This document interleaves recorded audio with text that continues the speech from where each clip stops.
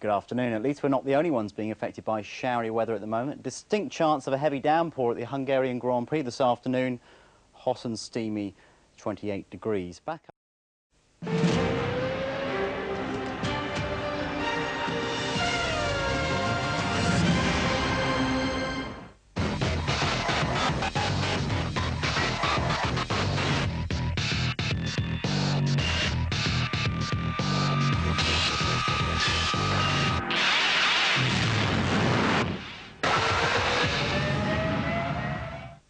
This is a terrific lap by Häkkinen, surely pole position. Yes, yes, fantastic. Eddie Irvine's going for pole. He's got to be mighty close. It's nip and tuck, but no, second. It starts everything now, you know. We're on the front row, we just got to make the start.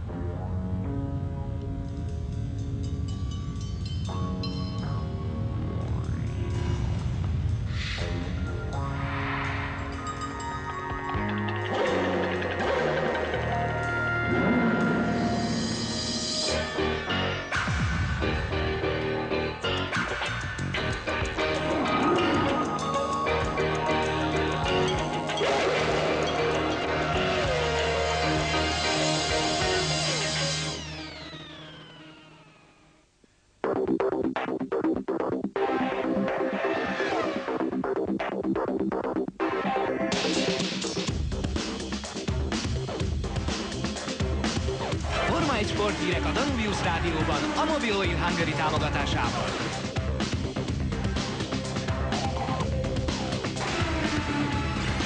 Mika Häkkinen szerezte meg, mögötte Eddie Irvine, Coulthard, Barrichello volt a sorrend.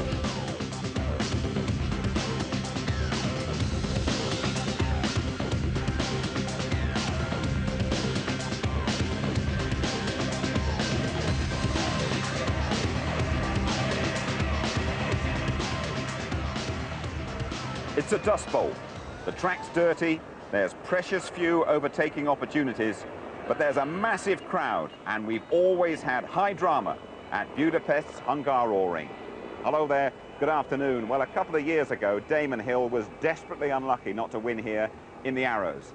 Last year, it was all about a vintage Michael Schumacher, charging to victory on the back of a very cunning three-stop strategy. This time round, Ferrari looked to Britain's Eddie Irvine, the World Championship leader, chasing his third successive win. And Eddie Irvine is right up there on the front row after qualifying. Here's Louise Goodman. There was drama even before the start of qualifying when Jean Alesi crashed heavily in the morning session. Initial reports suggested a damaged ankle would keep him out of action for qualifying, but x-rays at the local hospital revealed no serious injury. Alesi was back in the car for the afternoon session and back on the pace, setting an early provisional pole. But it wasn't nearly enough to keep Mika Häkkinen at bay. His first run was streets ahead of the competition, and the Finn's 9th pole looked secure, but was it? Mika Salo certainly wasn't putting up much opposition. After the Hockenheim highs, the Hungaroring lows were a marked contrast. He struggled badly in qualifying trim. Benetton seemed to be on the way back up. Further developments to the car, coupled with the super soft tyres, helped Wirtz to 7th and Fisichella to 4th. I hope this is just the beginning, and 4th position is very good. Even for tomorrow, for the start, it's important, the strategy, and my target is to get on the podium. Irvine's target is a 4th win, and pole would be a good place to start. He's been focusing on qualifying performance in testing. 1:18.156 is Eddie Irvine's target, 1/10 of a second off. The work seems to have paid off because it was closer, but still not quite good enough. The pole time was in the car, but in my best lap in the middle section, I just got a little bit too much understeer, and I lost 2.5 tenths because of that. But you know, everyone would be saying the same thing. Start positions are all important on this twisty track, and Jordan were another team who opted to use the super soft rubber to gain an advantage in qualifying. The gamble could well cost them in the race, but Damon Hill seems confident. We really qualified, I think, very strongly, and we're dominating now the back row of the top 6, and in for a good helping of points tomorrow. With just minutes remaining, Salo was still way off the pace and down in 18th place, but any hopes of improvement disappeared when he ran into traffic. Everything was going as a plan until the qualifying started, and now we just got totally lost. We have no idea what's going on, so We'll have to go back there and have a look what's happening. Is it you or the car? Well, we have to find out. David Coulthard had one last stab at overhauling Irvine and claiming a spot on the front row, but it was an untidy lap and it gained him no ground. He'll have that bit more to do from third. The start's very important. Concentrate on, obviously I'm on the clean side of the circuit for once. I've spent most of the last year and a bit being on the inside, but the last couple of races obviously on the left, so hopefully I can make a good start. But pole sitter Häkkänen's going to have his work cut out too. With less than a second separating the top 9, it promises to be a close fight. So a 19th career pole for Häkkinen. Eddie Irvine starts from the dirty side of the track. Coulthard lines up behind his teammate with Fisichella a season's best 4th. Row 3 is all Jordan, Hill equalling his best of 99. 7th is Wirtz and Barrichello's 8th is his worst of the year. Villeneuve and Herbert are on the 5th row and then we're into team games. Row 6, the Saubers of Alesi and Diniz. Row 7 is the Prosts of Trulli and Panis, and row 8 the Williams of Zanardi and Schumacher. In 17th is Zonta with Salo alongside. That's Ferrari's worst grid position for 3 years, but it's all too familiar for Badwa and De La Rosa and their teammates Takagi and Marc Genet. And hello there once again. We got a terrific position for our ITV studio overlooking the pit lane and the finishing straight, and absolutely no sign of those showers you had in your forecast either. My old co-driver Tony Jardine is with me. A pivotal race this one, Tony. Well, Häkkinen's 8 points behind, and after Hungary there's just 5 races left. They really have to stem the tide of Ferrari, because if Ferrari get this little cushion, that could well shape the future of the championship in Ferrari's favour. Now, Häkkinen is admitting to being nervous. He says, I've got to keep cool and get points. But, I mean, they thought perhaps it was going to be easier than it was. Ron Dennis says, look, this sport isn't for the faint-hearted. They dare not fail. No, they must win. Okay. And so then we brace ourselves for another McLaren-Ferrari battle. Who needs Shuey? Ferrari could well be saying. Eddie Irvine scored an incredible 26 points since Michael Schumacher crashed out at Silverstone. But as for Mika Häkkinen, just 4 points from a possible 30. The view from both camps now, starting in the red corner at Ferrari with Louise once again. Life could hardly be sweeter for Eddie Irvine. After 4 years in a supporting role, he's finally got star billing at Ferrari. And since Michael Schumacher's accident, Eddie hasn't looked back. Successive wins in Austria and Germany have given him a taste for the champagne. But will Irvine and Ferrari still be celebrating at the end of the championship? I think we have a chance. I think McLaren probably have the upper hand. They have a bit of a faster car, but to be honest, it's a lot faster in qualifying than it is in the race. If you look at the times from any of the previous races, they're not really that much quicker than we are. They're a little bit quicker, but really, we're in there, and we just got to make sure we don't make mistakes, and that's what we've done since Michael's accident. We haven't made any mistakes, and we got to continue doing that and hope they continue, you know, having their problems. But at the same time, you know, whenever we need to push and do the lap times, I think we can. Do you feel like you have the support of everybody at Ferrari? I think I do now. Obviously, you know, Michael, they were hoping Michael maybe be back for this race, and it was still a toss-up to see who was going to be given the, you know, the treatment to go for the championship. But now that he's not back here, and there's a good chance I'm going to score more points this weekend, then everyone's sort of swing, because really the people at Ferrari want to win the championship. You know, they don't want to win it with Michael, they don't want to win it with me, they just want to win it. Obviously before they felt their best chance with Michael, so they supported Michael. Now their best chance with me, so they're supporting me. A fact which was graphically illustrated at Hockenheim when Salo was ordered to let Irvine through. But Eddie still doesn't enjoy the same close relationship as Michael Schumacher with Team Bosch Jean Todt. Michael and him are maybe more friends than I am a friend of Jean's, but I see Jean more as a father figure. You know, there's no problem between us, but he is my boss, and I think typical Irish, we rebel against things like that. He's very strong in his head, very mature, very professional, even if sometimes people think that he's just a bit playing around, but he's very focused on his job, and the team is giving him a big support. So, I mean, all together works well. Michael Schumacher's anticipated return at Monza will see Ferrari back to full strength and add another dimension to their wheel-to-wheel championship battle with McLaren. If we were in a car that was a second lap quicker than McLaren, I don't think we'd have a problem. I'd be quite confident where I'm standing, but that's not the case. It's a very close fight. and a mistake from either side will cost victory, as we've seen. Oh, Coulthard and Hakkinen touch. And off goes the McLaren. It's impossible to overstate how important this race is to McLaren. They need to regain the championship lead because they know that Eddie Irvine has a fast, reliable car, so he's sure to carry on scoring points until the end of the season. If McLaren don't win races and contain him, the championship could slip away from them. Last year, Hungary marked the start of a 3-race losing streak in which mistakes and mechanical gremlins handed the initiative to Ferrari. This year, they arrive in Hungary on the back of 3 bad races. Hakkinen has scored 4 points to Irvine's 26. So is this where the bad run ends, or where it gets seriously out of control?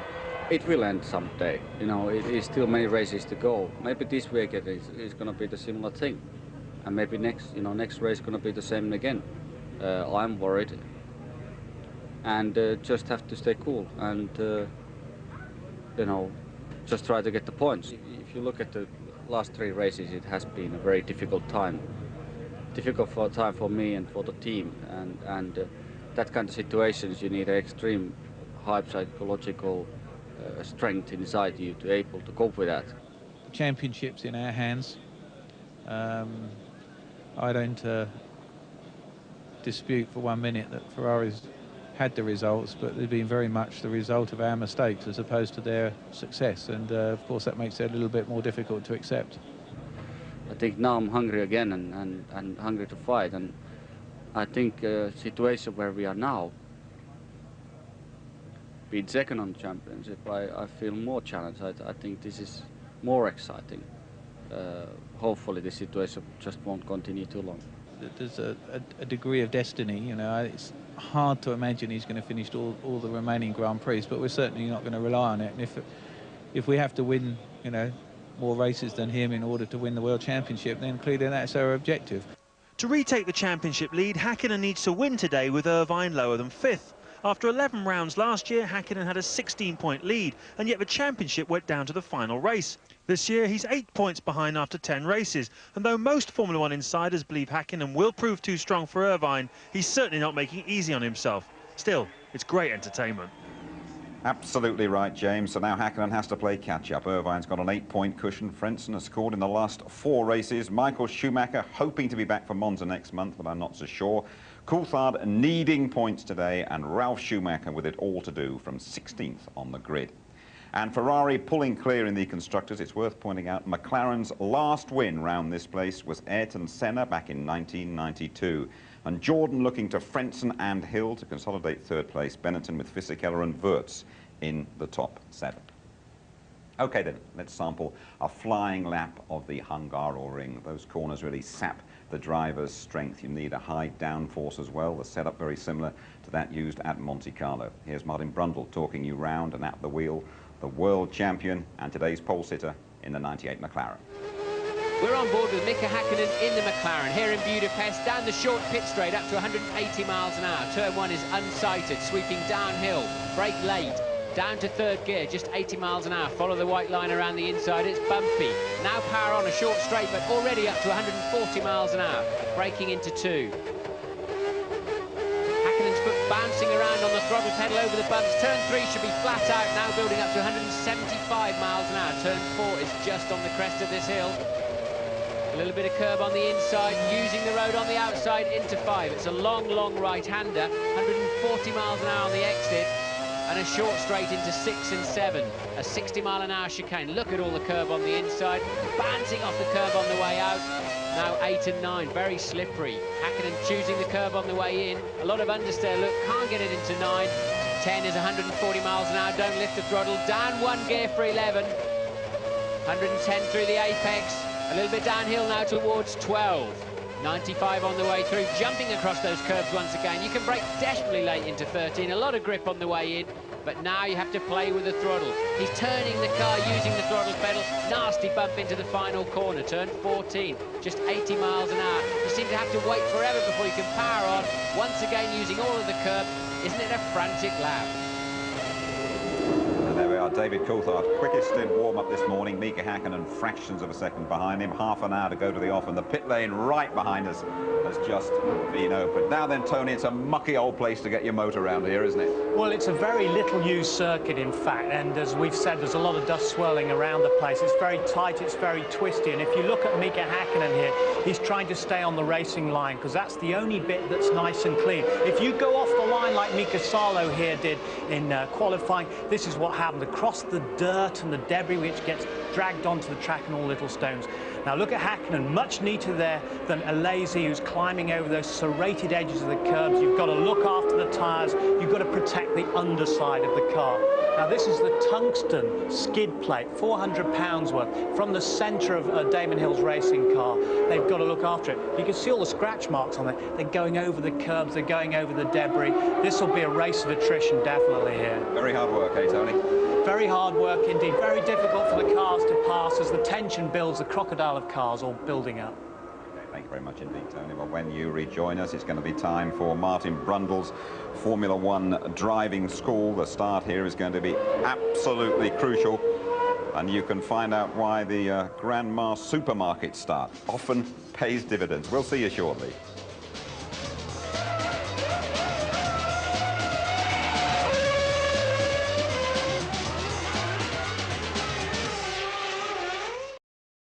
Right up there on the front row. A lot of British fans here. The place is absolutely jam-packed with the Finnish supporters, I can tell you.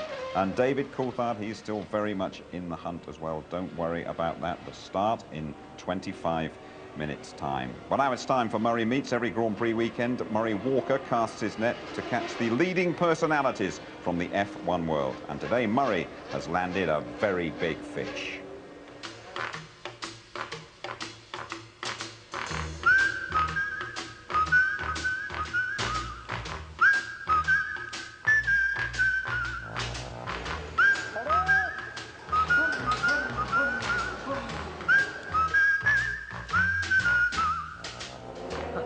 Bernie Ecclestone. Those two words command total respect in Formula One because he is the man. Nothing happens without his knowledge or approval. So, let's go into the lion's den. Bernie, nearly 30 years ago, you were a team owner. Now, you run it. You've transformed the sport. You've made it into a fast-moving, high-stepping, tremendously watched on television sport. Are you happy with it? Yeah, I'm happy with the way it's gone. I mean, 30 years, are you sure? Yeah. I must have been about 12 years old when I had that team. Just seems like it. I can't remember that. Just seems like it. Yeah, exactly. Yeah, I think everything's working well. It looks good. We're getting good viewers everywhere and everyone seems happy. Well, tell me, at that time, Bernie, why you? You were one of several team owners. You didn't own the biggest and the most important team, but you were the chap that bobbed to the surface and took over. What was happened before the Civil War, actually. I mean, when I bought Brabham in '71, that's really when I got involved, and people asked me if I would help with the commercial things a little bit. It was very amateurish at that time, and like an idiot, I volunteered. And that was it. Yeah, I mean, do you regard yourself as a natural leader? Because they obviously did. I don't think anyone should look at themselves as a natural leader or natural anything. Maybe these things happen, but it wasn't something that was designed or thought about. Well, you say you're not unhappy. Indeed, you say you're happy with it now. It's come a hell of a long way. How do you see it evolving, Formula One? Well, I don't know, because if you'd have asked me 10 years ago that question, I'd have said what I'm going to say now. I've not the slightest idea. I mean, I try to see opportunities as they arise and do the best I can with those opportunities. I mean, I think that what's happened, certainly as far as I'm concerned, is probably 80% luck. And I think lots of business people think they're clever, and in the end they've just been lucky. I've just happened to be around at the right time and taken advantage of you make your luck. Situation. Not really, no, I think not. I see opportunities, and maybe you know, I have enough courage to take those opportunities where perhaps somebody else would say, well, let me think about it, and then it's too late. And I mean, I've delivered good things to the team, so I get good support from the teams and always have had. It surprises a lot of us that there is actually a life outside Formula One. Do you have a life outside Formula One? Probably not. Probably. I mean, what time I can I spend with my family when it's possible. But we don't get that much time off, you know. Most people in businesses get the luxury of lots of weekends, which we don't. Yeah, when you are at home with the wife and kids, yeah. I mean, what do? Do you go to the theatre? Do you stay go to the cinema, go shopping or whatever. Now, as I say, Formula One's come a heck of a long way. It's going a long way. But sadly, neither you nor I are immortal. Oh, yes, we are. We'll be going forever, don't worry. What happens after Ecclestone? Whatever happens if I'm not around or when I'm not around will probably be done in a completely different way, but and even maybe more successful. I mean, I'm probably an entrepreneur, and there's been lots of entrepreneurs come, build things up, disappear, and then management comes in and perhaps does a better job anyway. Yeah, but you've succeeded in particular because you are a benevolent dictator and not always all that benevolent. I believe in dictators. And because I think in the end, maybe they make a few mistakes, providing you get more right than wrong, it probably works easier. It's like if you look at our race teams, in the end, the teams that appear to run a little bit by committee don't get the job done. And the ones where they make decisions while they're running win races. There is all sorts of talk all the time, not just the latest rumour, that you're going to be branching off into other areas. You're a man who's interested in making money. No, not true. Not true at all. I try to help in other forms of motorsport where possible and try and get it off the deck and get it running properly, but as far as the other things, no. You've just been on a holiday on your yacht. Can you switch off? Providing I've got a fax and a telephone, yes, no problem. Bernie, long may you reign, and thank you for talking to us. Thank you very much indeed, thank you. We go back a long way together, huh? Yes, we do. The ringmaster, Bernie Ecclestone. Well, now it's time for Martin Brundle's F1 driving school. Martin getting inside that cockpit and revealing the secrets to you. And today, your lesson is all about the start.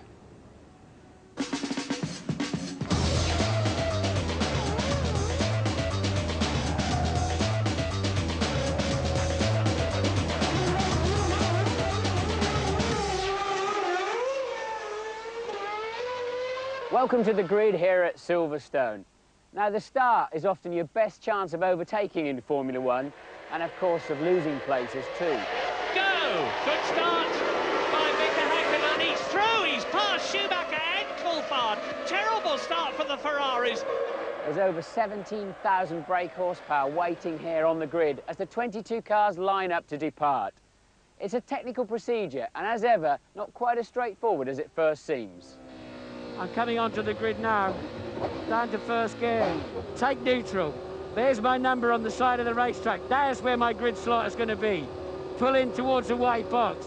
Line the front tyre up with the yellow line. Basically, there's three ways of getting these cars off the line. The first one is what I call granny leaving the supermarket. Minimum revs, minimum wheel spin, and unfortunately a big chance of stalling the engine. But believe me, it's the best way of getting one of these cars up to speed. Okay, we're waiting patiently on the line. The first red light is on. So I pull, I'm in first gear. The lights are building up. I'm going to put some revs on. Everybody around me is going crazy. And just a tiny bit of wheel spin. Heading down to the first corner cautiously with cold front tyres. Let's watch it again. I'm holding the clutch down with my left hand, about 5,000 or 6,000 RPM. Release the clutch gently now, just balance a small amount of throttle. Now watch, I short shift into second gear with the right hand and floor the throttle. Option 2, the Boy Racer. All the revs on the rev limiter, drop the clutch, spin the wheels, 50 quid's worth of rubber on the racetrack. Looks good, feels good, sounds good, but it's not the best way. Clunking into first gear, there it goes. Putting about 14,000 RPM on the engine. Drop the clutch violently, the rear tyres light up. What a hooligan on the rev limiter. The engine builders hate me as I head down to Cops. Now watch it again. Right foot on the throttle, left foot gently holding the car on the brake. Swap the pedals over. Look at those rear tyres working overtime. I'm having to correct the car even though it's in a straight line. Finally, the option they all have to take in the end, the control freak approach. Around 10,000 RPM from the engine, drop the clutch, a little bit of wheel spin, blend out the throttle, control that wheel spin, hook the rear tyres up and go. It's the best way in the end. I take first. Yes, I've got first. Trying to put 12,000 revs on. There's the lights. Are we ready to go? There's a nice little bit of wheel spin. Control the throttle. So I didn't take too much out of the rear tyres or the clutch. I didn't stall the car, and we got away well down to turn 1. Let's look at it in slow motion replay. Granny versus Boy Racer and the control freak. Getting away well. Look how hard I'm working at the steering wheel of the Boy Racer car. Granny and control freak doing well. Let's see who gets to the first corner first. Look at the right-hand front tyre. There's a red mark on the curb. Granny is the winner, closely followed by control freak. Well, that's the right way to do it, but it can very easily go wrong. It's a very delicate operation. Into first gear. Yes, I'm happy. Have I got enough revs on? Everything's going crazy around me. Oh, no. You may say, how can these highly paid drivers stall their engine? I don't do that, but it's surprisingly easy to do in a Formula 1 car. An F1 engine has very little torque and inertia at low RPM. This is a normal start, drop the clutch, and the engine just dies. If you do stall the car on the line, you're torn between two options: sticking your hand out of the cockpit to warn the other drivers, or burying your head and waiting for the impact. But there's even more to this starting business than that. There's so many other factors. How hot is the track? How sticky are your tyres? How much downforce are you running? How much fuel have you got in the car? Is it on an uphill slope or a downhill slope, the start line? You just have to get a feel for it to get it right. Martin's Grid Walk coming right up. More information on the ITV website. If you've got any comments to make, that is our email address. 15 minutes to go to the off of the Hungarian Grand Prix then. Mika Häkkinen, the odds-on favourite. It's always a battle of wits, this one. An afternoon of strategy. Last year, you might remember, Ross Brawn's three-stop plan and Michael Schumacher's magnificent surge won the day for Ferrari. McLaren will surely be ready this time. More on that from James. It was the most celebrated switch of tactics since Nelson at the Battle of Trafalgar, and equally effective. But it was born out of necessity, as Michael Schumacher got stuck behind Villeneuve on the first stint. That's the problem with Hungary. Traffic can seriously damage the health of your race strategy. The computer simulators all say that 2 stops is the way to go here, and lap times in this morning's warm-up indicate that's what we'll see. The first stop should come in around lap 25 or 26, and they won't hang around. We talk all the time about the variables in a race strategy. Well, here at Hungary, the dirty side of the track at the start is a very big variable. It's extremely dusty in comparison with the side where Häkkinen is. This is where Irvine's going to start from, and yesterday in the Formula 3000 race, all the cars on this side of the track had big problems at the start. So Irvine can't count on being in front of either Häkkinen or Coulthard into the first corner. If his start is bad, watch out for Eddie trying a longer first stint, perhaps running as far as lap 30 before stopping. Any dark horses? Well, the 2 Jordans and Fisichella have opted for the extra soft tyre, which starts out slowly, but then gets faster and faster. Thank you, James. Let's go down on the grid and join Martin. Now then, Martin, who's going to use that old granny start today, then? I really don't know, but you've always got to respect your elders. It's clear to see, isn't it? Well, we're back on the grid. We bought a little sticker here off of Bernard Charles Ecclestone, and probably with the exception of my credit card, the most expensive piece of plastic in the world, I would imagine. But here we are on the grid. Can't show it to you because even Keith's not good enough to film his own camera. I remember back here in 1986, the first Grand Prix, the most amazing experience on this start line. We had 120,000 people. Don't worry, John, we'll cut that bit out of the programme. 120,000 people, and it was deathly, deathly quiet because they didn't really know what was going to happen next. So many people were here at their first Grand Prix, and you could hear a pin drop, and it was really strange to see so many faces and so quiet. They're not quiet today. A lot of Finnish people in the crowd, and apparently there's 82 planes, 82, there's a few Italians in the crowd as well, apparently. 82 planes from, no, buses from Finland, and 28 planes apparently. Now I want to, Stallone says he'll talk to us, but I want to see Mika Salo quickly before he puts his, Keith, can you come across here? Am I too late to talk to you, Mika? No, it's okay. Okay, mate. Obviously difficult qualifying. I mean, you were the moral victor of the German Grand Prix, but this one's been a bit frustrating so far. It's sort of back to earth in 2 weeks. Yeah, well, that's the ups and downs of Grand Prix racing. What can you do from here? Well, just have a different strategy than everybody else in the front of me, and just take it easy. Lots of cars will fall off. It's nearly impossible to overtake here, but I'm still in one of the best cars, so I should be able to do something. Yeah, it can't look better in the warm-up. I mean, 77 laps. Well, as you say, a lot of them are going to fall off, and you just got to pass one every 10 laps or something, yeah? I know, and we have a good race car always, and also the pit crew is unbelievable here at Ferrari, so I'm sure we can do something about it. Well done. Well, you've got a fantastic amount of fans here, so do something special for them. Good luck. He's a nice guy, isn't he? And I'm really jealous of him, not because he's a lot younger and a lot better looking than me, but because he's driving a Ferrari, something I never did in a Grand Prix, and I'm desperate to drive out of the pit lane with a red cockpit all the way around me and be in a Ferrari. Sylvester. Can we have a word? What's on my good side. On your good side? Yeah, you did tell me it's going to be your right-hand side. What's special about it? That one didn't get hit quite as many times? Yeah, okay. So what's happening with this movie? Well, it seems I was speaking with Bernie, and it looks like it'll go in April. What does that mean, go in April? Well, go in April means that we're going to first probably do all the preliminary shooting around the world at many of the races, and then choose a track where we do the special stunts, most likely in Hungary or Montreal. Good stuff. Who plays Murray Walker in this film? Robert Redford, I believe. All right, yeah, I guess that's understandable. I should have thought of that myself. But how are you doing anyway? We haven't seen you at Grand Prix for a while. It's been very good. I've been spending a lot of time writing, and I'm also preparing for another film I'm doing called Get Carter in about a month from now. So it's been a real full plate. But I do miss this, and what's been fantastic, I'm so glad the film wasn't done last year, because the drama that is taking place this year, I couldn't write it. You wouldn't believe it. So I told these guys, keep it up. I know you're just doing it for the movie. I know all this drama is just for the movie, so don't stop now. So you've got to find a new script that's even more exciting than this year's turning out. Right? God knows what's going to happen today. I mean, it's like a great soap opera.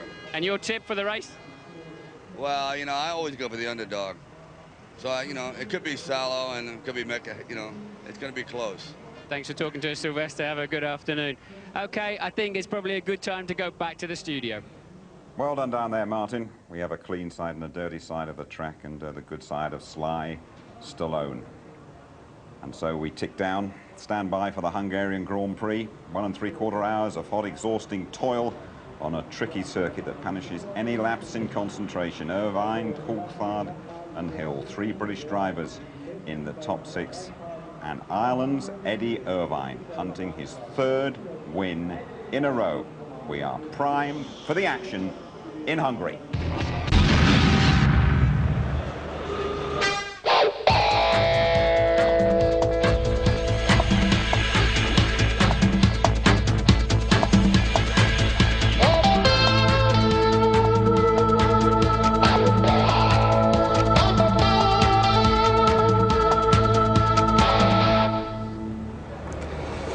Sculpture in memory of Ayrton Senna, the most successful driver around here with 3 wins. You're back with us in Hungary, round 11 of the Formula One World Championship. Interestingly, none of the heavyweight contenders, Irvine, Häkkinen, Frentzen or Coulthard, have ever conquered the Hungaroring, so expect the unexpected. Let's join Martin Brundle and Murray Walker. So Murray, you've given Robert Redford the elbow, have you?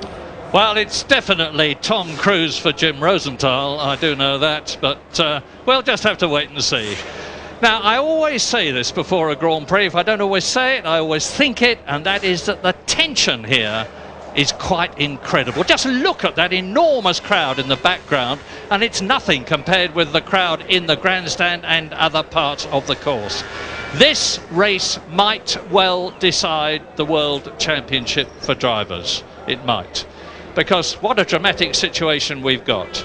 Mika Häkkinen, who was 2nd fastest in the warm-up this morning in pole position, separated from Eddie Irvine by a mere 1/10 of a second yesterday. David Coulthard was fastest in the warm-up this morning. But what is also going to control this race is tyres. Now, I know a lot of you think tyres are round, black and boring. Believe me, in Formula One, they may be round and black, but they are anything but boring. Because they too could decide this race.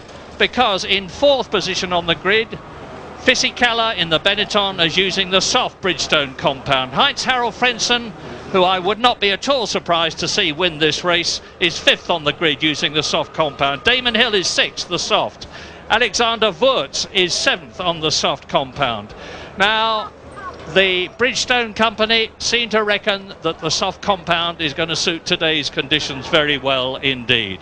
There may well be a traffic jam, but this circuit is just like Monaco. It's absolutely essential that from the front row of the grid, and you want to be on the front row of the grid, you get a good start. It's a drag down to the first corner, a long double 90-degree right-hander, 3rd gear, 80 miles an hour, into turn 2, which is where Jean Alesi went off very heavily yesterday. I'm glad to say he is perfectly all right. And if you can get away well, you're going to be in a very strong position. Thierry Boutsen won here in Hungary, and Thierry Boutsen, and I don't mean this unkindly, is not the greatest Grand Prix driver we have ever had, but he kept arguably the greatest Grand Prix driver, Ayrton Senna, behind him for the whole race. That's how difficult it is to pass here. But it's not impossible, because Nigel Mansell started from 11th or 12th, 11th on the grid here, and he won the race for Ferrari and made one of the most exciting passing manoeuvres I have ever seen in my life when he passed Ayrton Senna in the McLaren. So anything could happen here in Hungary. It's going to be a massively exciting race. And Eddie Irvine, it bears repeating, is on the dirty side of the grid. As you look underneath that grid caption there, you can just see Mika Häkkinen, silver and black McLaren Mercedes on the front row of the grid in pole position, and next to it was Eddie Irvine. So on the clean side of the circuit, there is Häkkinen on the right-hand side of your screens. Behind him is David Coulthard on the clean side. Behind him, the yellow Jordan, is Heinz-Harald Frentzen on the clean side. But Fisichella, you just see his Benetton disappearing from view, and there's the other blue Benetton of Alexander Wurz in 7th position. Giancarlo Fisichella has really come good here in Hungary on the soft compound Bridgestone tyres. He's in 4th position on the grid. And when I tell you that this morning the top 3 on the grid were separated by 3/100ths of a second, and the top 6 were separated by 6/10ths of a second, you can see how close things are on the Hungaro ring. It is a 77-lap race. It's going to last the thick end of 1 3/4 hours, and the lap itself is just under 2.5 miles long. 14 turns in it. It's not a circuit where outright engine power is essential. What you want is a car that handles extremely well, that points into the corners extremely well, that is balanced extremely well. Damon Hill in 6th position on the grid is not happy with the balance of his car. Martin, we've been round with you, as it were, before the programme began. Perhaps you'd like to talk us round now a bit. Sorry, Murray, there's so much noise as the cars are going past, I can barely hear you. Talk us round. Talk you round. Well, they're heading in down into turn 1. It's a surprising slope, isn't it, as they go in there, and quite slowly actually. So I'd be interested to see it. Obviously Häkkinen's heading up the front of the pack. Now, turn 1's a great opportunity to go right down the outside and be quite committed, but it's very slippery and you have to really mind the car on the way out. But you can overtake here into turn 1. Heading up now to 4. One of the most difficult corners on the circuit, and I think we'll see cars flying off the road there. 2 Jordans coming round line astern. Good position there for Jordan. They're really desperately looking for that 3rd in the championship this year, and this race looks like it could well help them. Both Jordans and Benettons, you can see them together using the softer tyre. Benettons are using old, used tyres, incidentally. Yes, so there's this idea that they're actually better the older they get. But spoke to Eddie Jordan this morning, and he seemed very, very happy with his tyre choice of his team. And Frentzen reckons he's going to win this race. Really, and they're really super confident they're on the right tyre, and McLarens are pretty confident that the harder tyre is the way to go. But they're through 7 and 8. Gets very, very dirty through there. This is the quick one out the back, and gets a bit thin on the exit. A little, you could easily run out of road there. And now look, 12 is unsighted, and this is where they've been running off the road, kicking up a lot of dirt. There's rocks and gravel in there. Lots of people off there. Yeah, absolutely. And then a very heavy braking into 13. not much of a chance to overtake through there. It's bumpy then through to the end of the lap, and no chance of overtaking then through until the pit straight. You're only in top gear here, 3.5 seconds per lap, and flat out that is full throttle top gear down this pit straight. So it's as you were saying at the beginning, Murray, it really is all about corners and not about the straights. Well, Mika Salo is a man to watch in this race. Remember the reputation he built for himself in Germany, leading the race for a long time. Magnificent second to Eddie Irvine, fourth on the grid. Well, here today he's starting 18th, and he's got some very good people in front of him. Zonta, Ralf Schumacher, Zanardi. Neither of the two Williams cars have gone at all well here. Panis and Trulli in the Prosts. Pedro Diniz in the Sauber. And there is his teammate, Jean Alesi. Yes, after they've cleared the grid and you come round, suddenly there looks to be much more space available. As you're sitting in the car waiting for the start procedure, people milling around, mechanics, machinery, generators, you appear to have no space at all. When you get back onto the grid, it looks a whole lot clearer. Here they go, it's the usual procedure. 5 lights on, and when they go out, the race will begin. Nice one, Häkkinen. Eddie Irvine is up there. Fisichella is coming through. Coulthard has dropped back. Fredson is coming back. Now, it's Häkkinen leading. Eddie Irvine still holding that second position. Fisichella is up into third place. And the Jordan is trying to go through on the inside. David Coulthard puts a wheel outside the track. But that's a bad start for David Coulthard and a good start for Mika Häkkinen. Yes, I think Coulthard stalled his car when he was trying a practice start in the pit lane, going to the grid, and he looked very cautious, didn't he, away from the line and poorly away. So Fisichella getting the best start, and Irvine somehow muscling his way back into second place. Now, Eddie Irvine was hoping to get ahead of Mika Häkkinen. This may well have already decided his strategy. It's going to be mighty difficult, if not impossible, to get past Mika Häkkinen.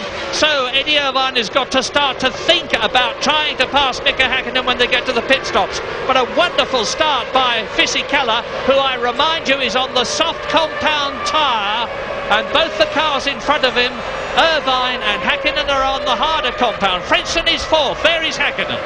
Yes, and that of course helps them off the line too. That bit of extra bite on the start line helped them away. But so Coulthard having a poor start, very well behaved. Everybody very well behaved on the first lap. I saw, if we see a replay, there's a steward comes up the inside, uses the pit lane exit to make a pass, which is perfectly legal but a little bit brave.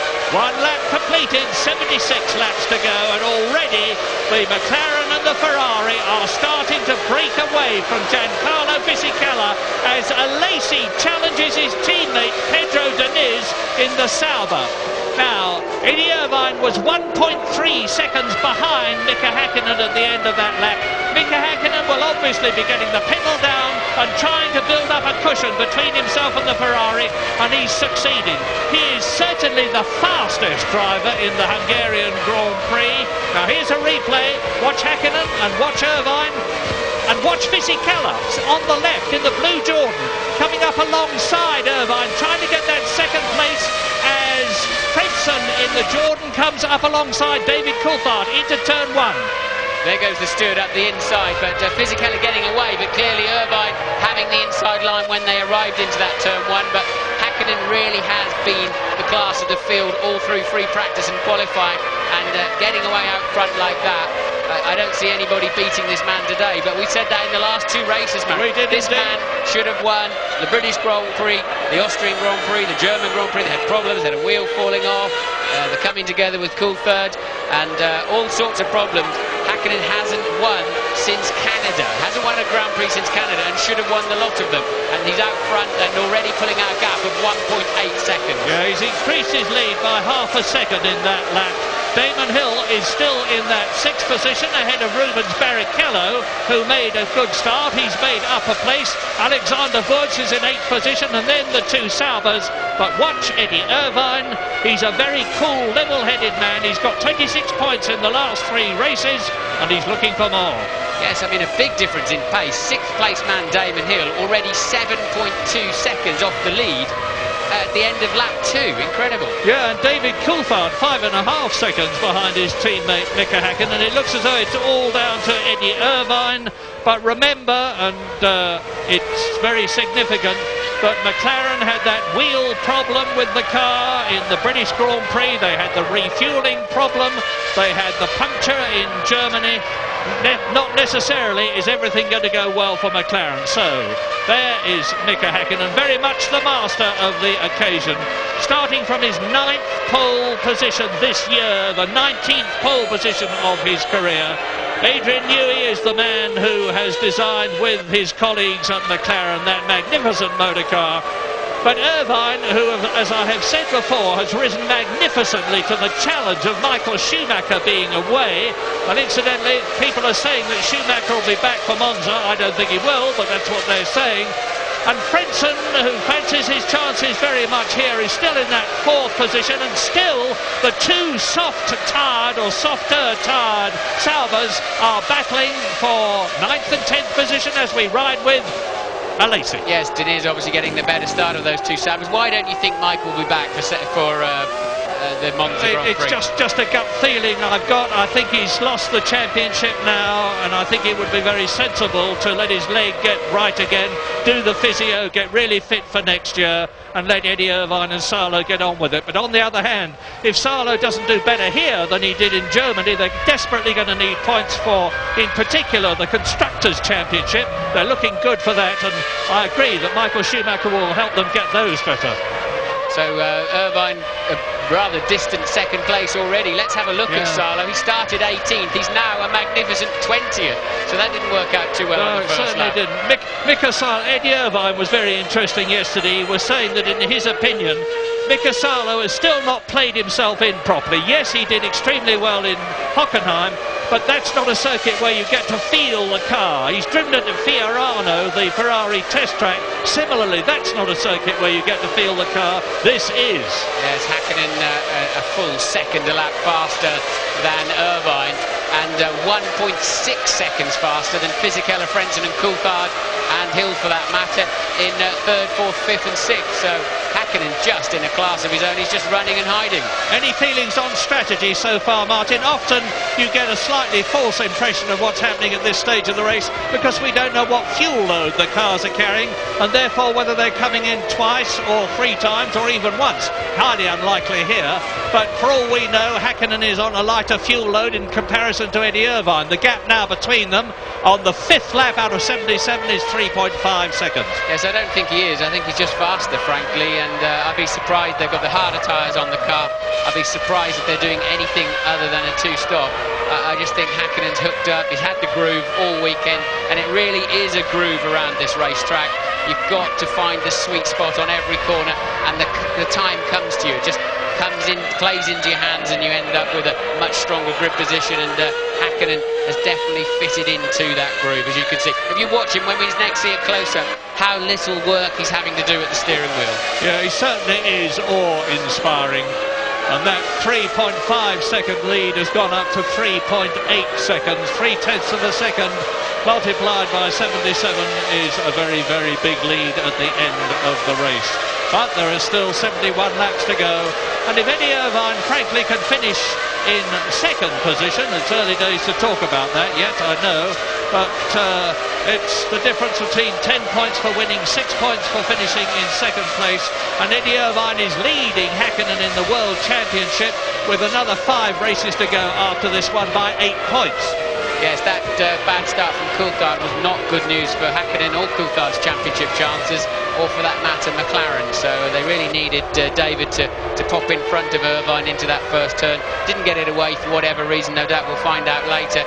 Eddie Irvine doing 10-15% more work than Häkkinen, who's waltzing off into the lead. As we watch Irvine, I'll tell you this, Martin, I'm very surprised at how spread out they are at this circuit at this point of the race. I mean, Irvine is nearly 4 seconds behind Häkkinen. Fisichella is over 4 seconds in 3rd position behind Eddie Irvine. Frentzen is 2.5 seconds behind Fisichella, followed very closely by David Coulthard. But it's not until we get down to about 6th position with Damon Hill, Barrichello and Woods that they're tightly packed. They are much more spread out than is usual at the Hungaro ring. Yes, this tends to be a very exciting race. It's a long way to go, yeah, 71 laps to go. But as you say, they're really spreading out a lot. They normally tend to be tucked up behind one slightly slower car and lots and lots of action and frustration. But at the moment, it's really concertinaing out. Well, there's Fisichella, had to go to hospital yesterday. He'd got some foreign body in his eye and they had to helicopter him off to hospital, as they did with Jean Alesi for a very different reason, and get that foreign body out of Fisichella's eye. He came back for the qualifying and did extremely well indeed to take that 4th position. And what a changed car that Benetton is. You're looking at Fisichella in 3rd place. His teammate Alexander Wurz is in 8th position. They've had a lot of problems with that car this year, and I think a lot of people were starting to despair, but they've worked on it, especially since Germany, and it looks as though it's at last coming good. Yes, this is not a power circuit, and they do not have the most powerful engine. Clearly, the chassis and underbody of that car works better with a lot of wing angle, a deep chord to the wing, and you can see all of the cars have got every ounce of downforce they can get on them. Lots of cascading elements, gurney flaps on the end of the wing cord, and anything they can find to get the car to stick to these very slippery corners. Now in the background behind Fisichella, as Häkkinen goes even faster, he's just on a lap in 1 minute 21.22 compared with the fastest lap last year of Michael Schumacher, 1:19.2, so he's 2 seconds off last year's pace. As we look at Heinz-Harald Frentzen in the Jordan in 4th position, and behind him David Coulthard. Well, we know what the McLaren can do because Mika Häkkinen is doing it. He's up front. But David Coulthard, who started well up 3rd position on the grid, is 2 places down. We're on lap 8 out of 77 now, over 1/10 distance, as an enraptured crowd watches. You heard from Martin earlier on that there are thousands and thousands and thousands of Finns here to watch the 2 Mikas, Häkkinen in the McLaren and Salo in the Ferrari. And by the way, Salo is still languishing in 20th position, and he's behind Luca Badoa in the Minardi. He's behind Pedro de la Rosa in the Arrows, and you certainly do not want that to happen if you're trying to make a reputation for yourself in a Ferrari. Yes, David Coulthard running quite a long way off the track there in turn 12. He needs to be careful of punctures, that's for sure. But, Coulthard really not making too much of an impression on Frentzen. He's clearly got a faster car, I think, but every time he gets close he seems to fall back and get a lot of understeer. Really the only sensible place to overtake it is to somehow stay close behind them through that last turn you can see in the far distance there, and somehow slipstream them. Because the cars carry such a lot of wing here, you get a good slipstream effect. Damon Hill, that is, 6th position. Look back for Rubens Barrichello in 7th place in the Stewart. Behind him, Alex Wurz in the 2nd Benetton, pursued by the 2 Salvas of Diniz and Alesi, 9th and 10th. So, Damon on the softer tyres. Look, you see, he's got that vestigial wing on the engine cover, which Heinz-Harald Frentzen does not have. That's perfectly legal, perfectly permissible. What you need at the Hungaroring is the maximum amount of grip from downforce and mechanical grip. Well, that little wing that you see on the engine cover behind the camera as Eddie Jordan watches does help with the grip, Damon thinks. But Frentzen, when you see his car, does not think so. He's very happy with the balance of the car. 10 laps into the Hungarian Grand Prix, and we are leaving you for a break.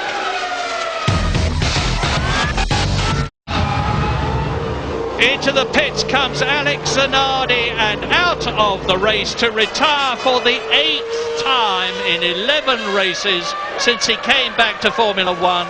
He run off the circuit and obviously fears he's damaged the Williams. They are not at all happy here. Look at the gap there is now between Häkkinen, and there is Eddie Irvine, 6.5 seconds behind the McLaren, but he is 8.5 seconds ahead of Fisichella. So the single McLaren at the front, the single Ferrari there in the top 6 are certainly dominating this race. And Mika Salo in the second one is now up into 19th position, but that's only because Zanardi has retired from the race. Mika Salo has still not succeeded in passing Pedro de la Rosa's arrows, let alone Luca Badoer's Minardi, let alone Panis's Prost, which is in 16th position. But Eddie Irvine looking good, not good enough as far as 10 points for victory are concerned. But thus far this season, that Ferrari has been bulletproof on reliability, which is more than you can say for McLaren. Well, that's for sure. Bit confused as to why Zanardi pulled out of the race. He did bounce across the gravel trap. I'm hoping that they'll give you a replay of that, or give us a replay of that. I went through there in 96 in a Jordan and actually ripped the suspension, to be honest, as Irvine proves just how hard he's trying to stay with the flying Finn, who's 6.6 seconds down the road. But it's possible that Zanardi damaged the front wing. I didn't see anything more than that, really, and I'm a bit surprised he pulled out of the race. But Hakkinen now stabilised. Actually, no, just got into a 1:20.99. That's faster than warm-up pace. The pace of this race is quite hot, Murray. It really is. I didn't expect them to be down in the 20s at all. I thought it'd be late 21s and early 22s. I think that lack of temperature building in the racetrack has given them plenty of grip. Well, Zanardi and Williams must be in a state of despair. That 8th retirement of his was due to a problem with the differential. I know that they've been experimenting with different kinds of differential in a hope that it'll help Zanardi, as they have been experimenting with steel brakes as opposed to carbon fibre brakes, but it doesn't seem here to have been the answer. So is the first retirement, and already Eddie Irvine there. It's Mika Salo up with De La Rosa. Now, there's one of the best cars on the track in comparison with one of the not-so-good cars, and Salo can't do anything about it. Yes, and here's a touch of irony, of course. Salo was driving the Arrows until he got booted out for De La Rosa and Takagi, and that allowed him to be a free agent to become super sub for BAR and nearly winning the German Grand Prix in a Ferrari. But I'm afraid he's undoing all of that work today and through qualifying by running a rather lowly 19th. 55 seconds off the lead is Mika Salo, but nothing he can do about it. He clearly hasn't got enough grip or straight line speed to nail that Arrows. Well, I know that some people were hoping that the pressure of now being second in the World Championship for Mika Hakkinen there would get to the Finn and rattle him. Well, that hope. Look at him. He is now nearly 8 seconds ahead of his main rival, Eddie Irvine, in the championship. And frankly, even at this stage of the race, I think it's fair to say that unless he has a car problem or a problem in the pits when he comes in for his 1 or 2 stops, Mika Hakkinen is looking extremely good for a 4th win this year. It's very, very easy to lose concentration here and make a mistake. We've seen how dirty the track is on the outside and how dusty and gravelly it can be if you put a wheel over. Hakkinen driving with great precision at the moment, but nobody really chasing him. A little snatch to the front left, the unloaded tyre into 13, not unusual there. But it is so easy to make a mistake, although Mika mentally and physically should be strong enough and fit enough to cope with all of that. Coming up to complete, and he does so his 14th lap. I have to say, Martin, I wouldn't be too unhappy to see some of the runners in the midfield. We're seeing a lot of Mika Hakkinen from our Hungarian producer and from Eddie Irvine. Very nice, but there is some interesting action behind them. And Heinz-Harald Frentzen, for instance, has got David Coulthard still right behind him as they battle for 4th and 5th places. And Damon Hill is closing up on David Coulthard. In fact, he's taken 0.6 of a second out of Coulthard on the lap that's just been completed. And I suspect that's because Coulthard can't get past Frentzen, and that Damon Hill will soon be up to make it a battle for 4th, 5th and 6th places together. Alexander Wurz in 8th place is gaining on Rubens Barrichello, and Deniz in 9th position is gaining on Alexander Wurz. So there is plenty of action behind the sole McLaren there of Mika Hakkinen. It's just that at the moment we are not seeing it. Well, the winners of this race, previous winners of this race, reads very much like a who's who of brilliant, gifted racing drivers. Senna won it 3 times, Michael Schumacher twice, Hill has won it twice, Hakkinen yet to win it, and very much looking like he's beginning to pencil his name in on that board. But really, this race has often been won by the top driver, almost always been won by the top drivers of the age. Yeah, I've got an uneasy feeling. I remember the 1978 Grand Prix, one of them. When we came to do the cut down at the end, we found that out of the 1.5 hour race, 1 hour of it, 60 minutes of it was Andretti, the leader. Here we are. Here is Heinz Harald Frentzen, pursued by David Coulthard. 4th, 5th. Now look back. Hopefully you'll see the yellow Jordan. There it is, of Damon Hill. And Hill is now only 3 seconds behind David Coulthard, who cannot do anything about Frentzen and won't be able to, I think, because, as I've said before, it's very, very difficult to get past on the Hungaroring. And Heinz Harald Frentzen, who is in his 92nd Grand Prix, is not likely to be making a mistake here. Let's talk about Johnny Herbert. He's back down in 12th place at the moment. Didn't get off the line too well, clearly, Johnny. Didn't see too much action. We saw Barrichello going up the inside, and he's currently in 7th in the Stewart. Johnny back in 12th.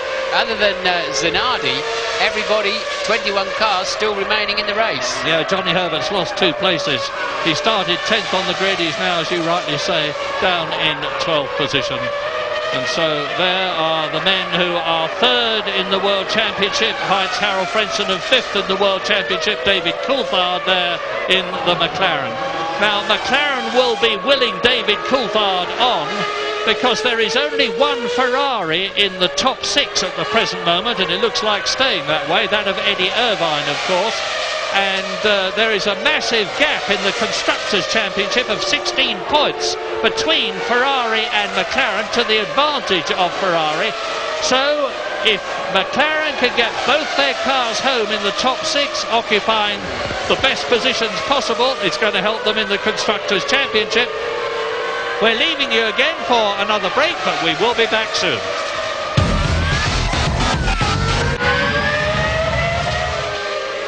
Lap 19 out of 77 at the Hungaroring, and yes, Mika Häkkinen is in the lead by 8.5 seconds, but we've just had a fascinating development, because the McLaren pit people have held out a board to him indicating his position, which he knows, of course, and the gap to Eddie Irvine, which is 8.5 seconds, with one word on it, and the word was push.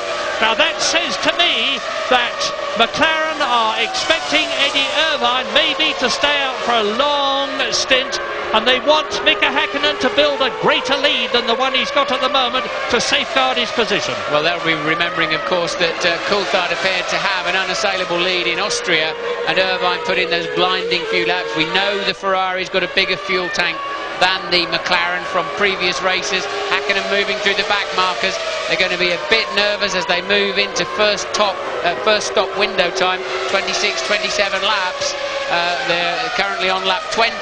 They're going to be a bit nervous if Häkkinen gets held up in the back markers. If Irvine does that again and gets track position, because it's quite clear overtaking this afternoon is virtually impossible. Well, I wonder if Marc Genet, who is 20th, is going to move over and let Häkkinen through as promptly as Tora Takagi did. Yes, he has, but only just didn't leave him much space, did he? No, he certainly did not. But Mika Häkkinen is absolutely ruthless in these circumstances. James Allen has got some news for us from the pits. Yeah, I'll tell you about Fisichella in a minute, but Mika Häkkinen is again getting the push board. You need 24-second lead to safely come in here, make a stop and rejoin in the lead.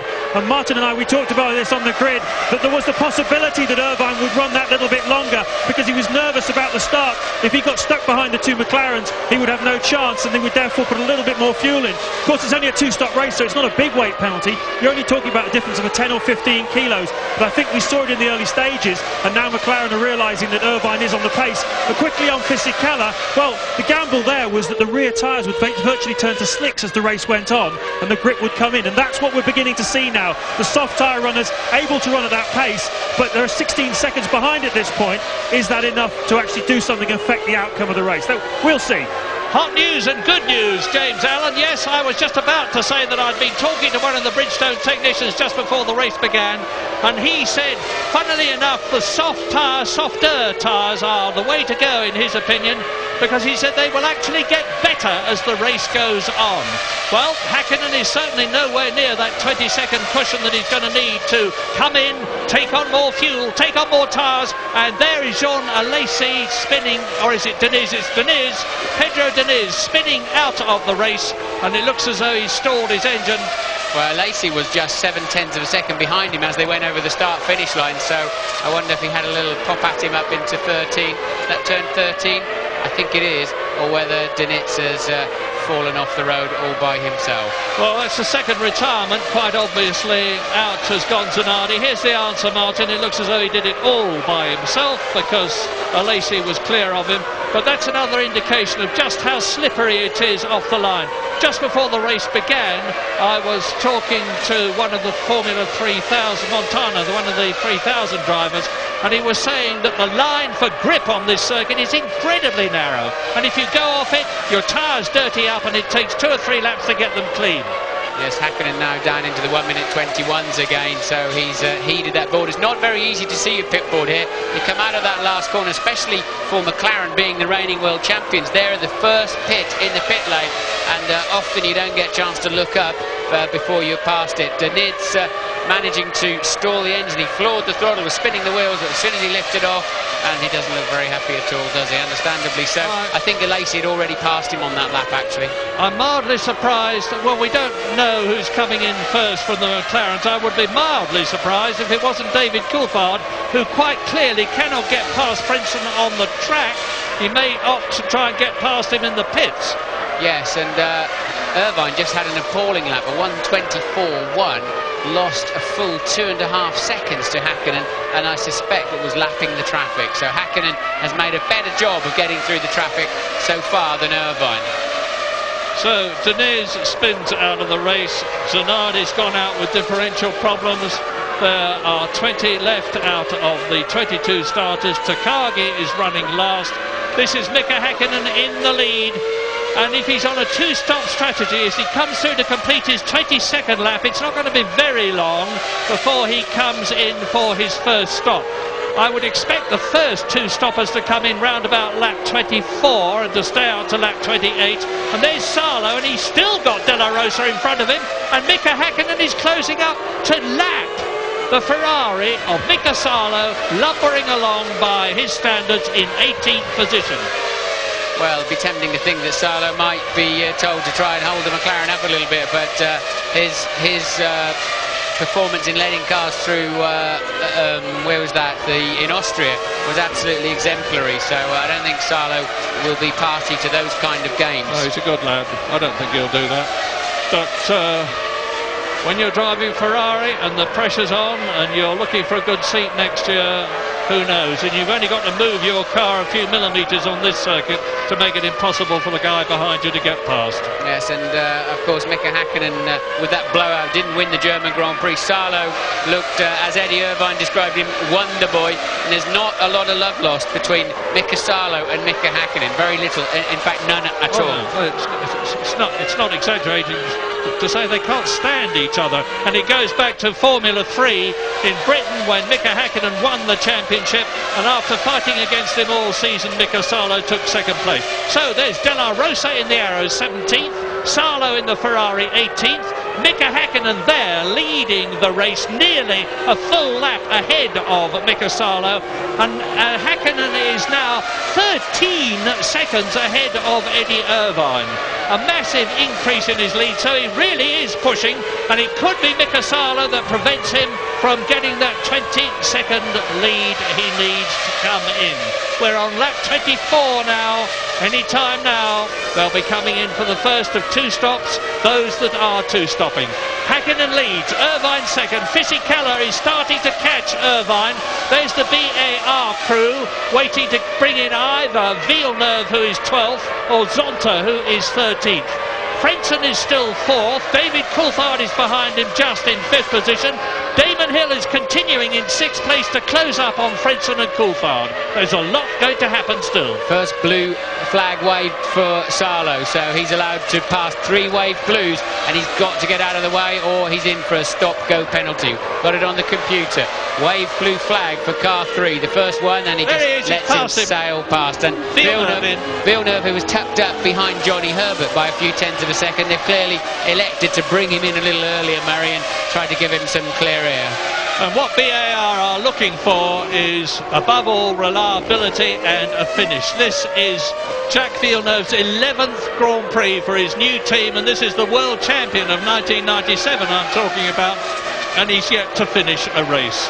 They've only had 3 finishes, 2 for Mika Salo, 1 for Ricardo Zonta, none for Jacques Villeneuve, but things are improving. They've had a very good practice and qualifying from the point of view of reliability. So Mika Häkkinen is passed. He's got a clear track in front of him, except for the arrows in front of him, and I don't see that De La Rosa there, the Spaniard in 17th position, is going to be any problem for Mika Häkkinen on lap 25. So we're just about on 1/3 distance. That is Luca Badoa, who is in 16th position, ahead of De La Rosa. So Mika Häkkinen's next target, and look at the gap that's already built between Mika Häkkinen flying up behind De La Rosa and diving through on the inside, and Mika Salo. Yes, good work there by De La Rosa, and that's allowed Salo to close back up on him. They're fighting over 17th and 18th places. James Allen tells me from down in the pits that Häkkinen is still getting the pushboard. That's interesting. So Häkkinen still getting the advice from his team: you need to go faster, you need to go faster, and that I can tell you was a slightly frustrating thing to see. Remember what happened to him when he pushed in Australia, zonk into the wall at Melbourne. So he doesn't want to push too hard, particularly here, because as I've said before, this soil is very sandy, very loose, very dusty. It blows onto the circuit. At turn 12, if you put a rear tyre just slightly off the track, it puts muck and stones all over it. And the moment you start to lose traction here, with side thrust on the car, you can be in major trouble. That's Eddie Irvine, 12.5 seconds behind Mika Häkkinen, 5 seconds ahead of Fisichella, and 6 seconds ahead of Frenson, who is now again closing the gap on the Benetton in 3rd position. So it is a McLaren leading, a Ferrari second, a Benetton third, a Jordan fourth, another McLaren is in 5th place, another Jordan is in 6th place, 2 Jordans in the top 6, looking very good indeed for their hope of finishing 3rd in the Constructors' Championship and beating Williams in the process. They haven't got to try too hard here today to do that, because Zanardi is out of the race and Ralf Schumacher in the other Williams is down in 13th position. So Eddie Irvine coming through to complete his 25th lap. Out of turn 14, he builds up to 180 miles an hour as he approaches turn 1, the double right-hander. And that's Fisichella in the background in 3rd position, then Frenson. Yes, and Irvine very deep and late on the brakes into 1. Clearly he got round the corner okay, and Fisichella just fading away a little bit on the pace now, and it's only really Frenson back in 4th place that can match Häkkinen and Irvine up there in front, and so the gap is Häkkinen 12.7 seconds back to Irvine, a further 5.7 seconds then back to Fisichella, and interestingly Frenson exactly 5.7 seconds behind him, and just edging away slightly from Coulthard in 5th, and Hill holding station in 6th. Takagi in from 20th and last.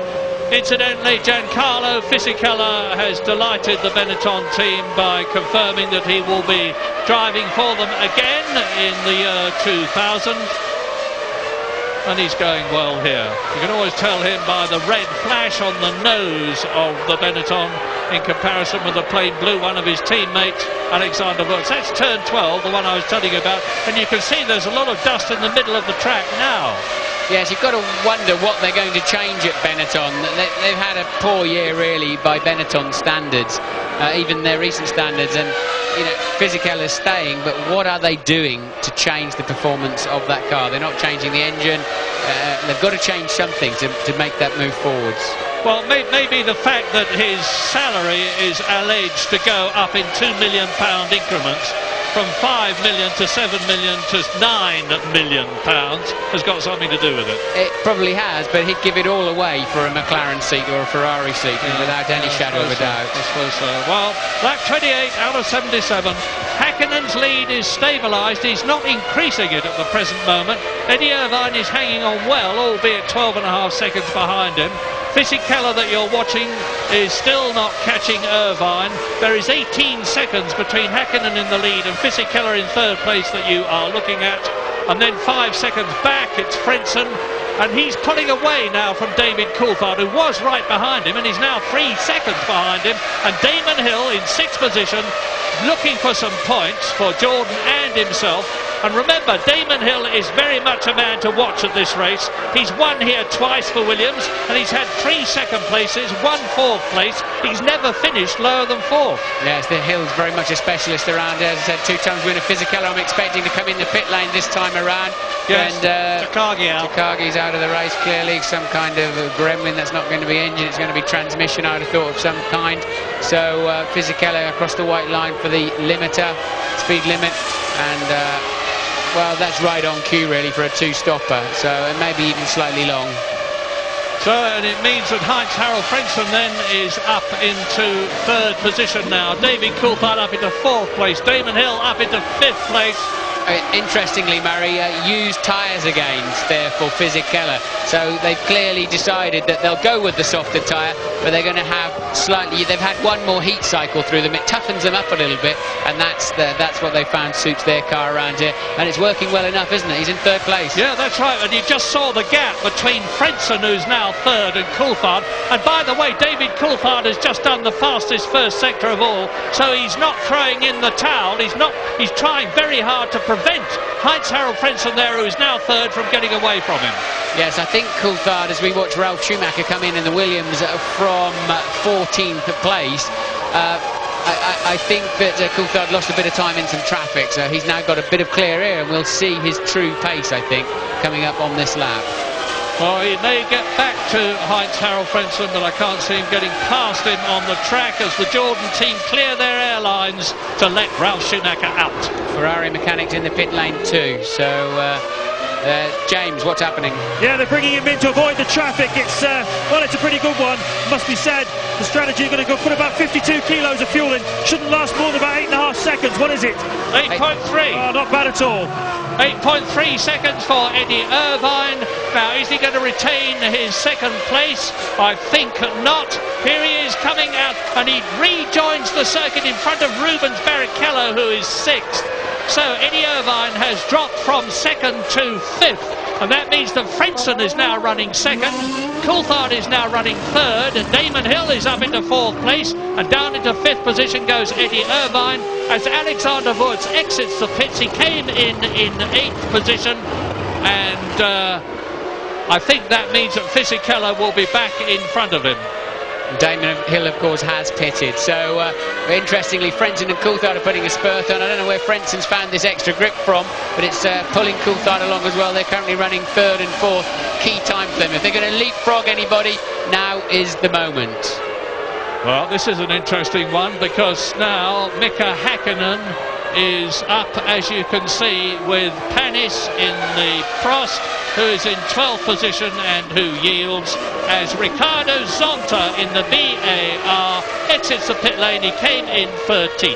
So I think the Zonta's car was still slightly up in the air. He was in gear and revving it, and as they dropped it down, it bounced off. So Frentzen in then from currently 3rd place. Frentzen in. Frentzen in, but we've got news from Louise Goodman. Yeah, Frentzen coming in for another set of those super soft tyres. I think the race director Trevor Foster before the race, he said that he thinks a lot of the teams have been put off using those tyres because they had problems with them in Monaco. That's the only other race we've seen them at this year. It's obviously not hampering Frentzen or Damon Hill at all. Frentzen's been keeping Coulthard behind him, absolutely no problems. In terms of that was a used set of tyres that they just put on both Hill's car and Frentzen's too. Well, Frentzen's stop was 2 seconds faster than that of Eddie Irvine. When things settle down, it's going to be mighty interesting to see who is where. I can tell you that Mika Häkkinen there is still in the lead, and on the last lap he He's coming in. Here is Mika Häkkinen for what is going to be an absolutely crucial stop on lap 30. Lap 30. And James Allen, he's with you. Well, here we go. McLaren have really read Ferrari's strategy brilliantly here. They anticipated Irvine would go long to about lap 30. They did the same thing. If they get this right, he should come out on the track in front of Irvine. A reversal of what happened last year, and a triumphant pit stop by McLaren and a triumphant move towards winning this race. Well, he's a second faster than Eddie Irvine on the pit stop. Look back and you'll see the red McLaren, the red Ferrari. There is Mika Häkkinen rejoining the Hungarian Grand Prix in the lead, and Eddie Irvine has yet to go through. So Mika Häkkinen had built up enough of a gap to enable him to come in, refuel, take on 4 new tyres and wheels. Eddie Irvine has just this moment gone through, and Mika Häkkinen looks to me as though he is in an even stronger position. Yes, and Irvine had traffic on his out lap, and it was his first flying lap was a 1:24, so traffic not falling at all well for Eddie Irvine today. Interestingly, the 2 Jordans had very quick stops. Although Coulthard was putting some hot laps in, Frentzen stop was so fast. Coulthard yet to stop, but of course he's up there in second place at the moment, 22 seconds behind Häkkinen. Now, this is lap 32, and at the present moment, Häkkinen is leading Coulthard. Häkkinen's been in, Coulthard has not. Eddie Irvine is in 3rd position and has been in. Rubens Barrichello has moved up into 4th place in the Stewart, has not been in. Alesi is now in 5th position, and Fisichella has been in, is in 6th position, ahead of Frentzen, who's been in, Damon Hill, who's been in, and Alexander Wurz, who has been in. And completing the top 10, Johnny Herbert, who has yet to stop. Now there is Mika Häkkinen. How far back is Eddie Irvine? There's David Coulthard in 2nd position. Now, even if Eddie Irvine can catch David Coulthard on the track, which looks unlikely, he's not going to get past him. It's looking very good for Häkkinen. Yes, well, the reason the 2 McLarens are lying astern there now, of course, is after Häkkinen stopped. So Coulthard is that distance plus a pit stop as Alesi comes in from a current 5th position to he's very, very close to Barrichello. This will be nip and tuck with the Stewart team if he can get out in front of Barrichello, but Coulthard is 2.7 seconds, and that's Wurz off the road, isn't it, in the last corner? From 9th position. Over the line, and it's John Alesi exiting the pit lane. We've just seen him in that great cloud of carbon dust from the front discs as they took off the wheels to replace them with the new ones. And there's a replay of the Benetton going off the circuit. Plenty of room there to back off, get back online and rejoin, and no bumps to take off the front wing or damage the under tray. Lap 33 then. So Coulthard in on this lap 2 from a current 2nd place. I don't think he's had fast enough laps to leapfrog the quick stopping Heinz-Harald Frentzen in the Jordan, but a key stop here. We saw Frentzen in 6.5 seconds. Clearly the Jordan team either choosing to short fill the car or carrying more fuel at the start of the race. He's in 1st gear and a nice stop, so it's going to be touch and go. And where's Irvine? There goes Irvine now, and Frentzen should be coming along any moment now. Irvine should just take this 2nd position back again. Coulthard's going to be in front of Frentzen, look. Yes, he does. And no, I think that's the recovering Wurz, is it, or is that Fisichella? So that was a great stop for it is Fisichella. So a great stop by McLaren team, and clearly Coulthard did find some space and some hot laps to just make the difference. Well done. Yeah, particularly to get in front of Frentzen, who had the best pit stop we've had so far in 6.3 seconds compared with Eddie Irvine in 8.3 seconds. We're on lap 34 then, and Mika Häkkinen has retained his lead after his pit stop. So I don't think Coulthard's that far down the road from Eddie Irvine either. Irvine, with all of those traffic problems, is, I guess, 6 or 7 seconds up the road. And now Coulthard's got some clear air, running a little bit wide there through turn 9, I think it was. But just bringing those fresh Bridgestone tyres up to the full 90, 95 degrees centigrade that he needs. And clearly he's got a lot more speed than Fisichella and Frentzen. 3rd, 4th and 5th closing up on Tora Takagi, the last runner on the track. 20th That is Ricardo Zonta in the BAR, in for the second time. He's already been in once, taking on fuel and tyres. Eddie Irvine there. Now we can see where David Coulthard is as Zonta rejoins. It's actually Barrichello in third place because he hasn't stopped yet. Sorry, you're absolutely right. Rubens Barrichello, I hadn't spotted that. Is still out on. He's the only one of the top 9 not to have come in yet. As David Coulthard surges past Pedro de la Rosa, who's in 18th place, last but one. 3 retirements in order of retiring. Zanardi out with a differential problem. Deniz spun out. Takagi just drove out, maybe with an engine problem, and that means that Marc Genet, the Spaniard in the Minardi, is last and 19th. Yes, Coulthard is actually, as I guesstimated, 6 seconds behind Irvine, so that's brought Coulthard completely back into play in this race. Barrichello doing a sterling job because he's clearly one stopping now, Murray. Yeah, and that's mighty interesting because that's going to take him out to about lap 38. James Allen News. Yeah, down in the Ferrari garage, a slightly flat atmosphere at the moment, as you can imagine. They're conscious of the fact that before that round of pit stops, Irvine was just 12.7 seconds behind Häkkinen on the road, and after them, when it all shakes out, he's 20.7. An 8-second gain in one pit stop is a mighty thing to build on to get yourself ahead for the second stops, which we expect around about lap 50 to 53. Well, here are the top 10 on lap 36. We're just about at half distance, coming up towards half distance now. And as Coulthard goes inside Ricardo Zonta's BAR to lap him, Mika Häkkinen leads Eddie Irvine by 21 seconds. Rubens Barrichello, who is yet to stop, is in third position, just 3.5 seconds ahead of David Coulthard, fourth. Fisichella is 2 seconds further back in 5th position. Heinz-Harald Frentzen is right behind the Benetton in 6th place, and Damon Hill is catching both of them in 7th. This is just a lapping manoeuvre by fourth place man Coulthard on Zonta. Zonta moving out of the way. Then look how slippery. Look at the dust coming off the rear tyres of Zonta, and he's struggling to keep that car on the road, even though he's doing little more than 60% of the pace.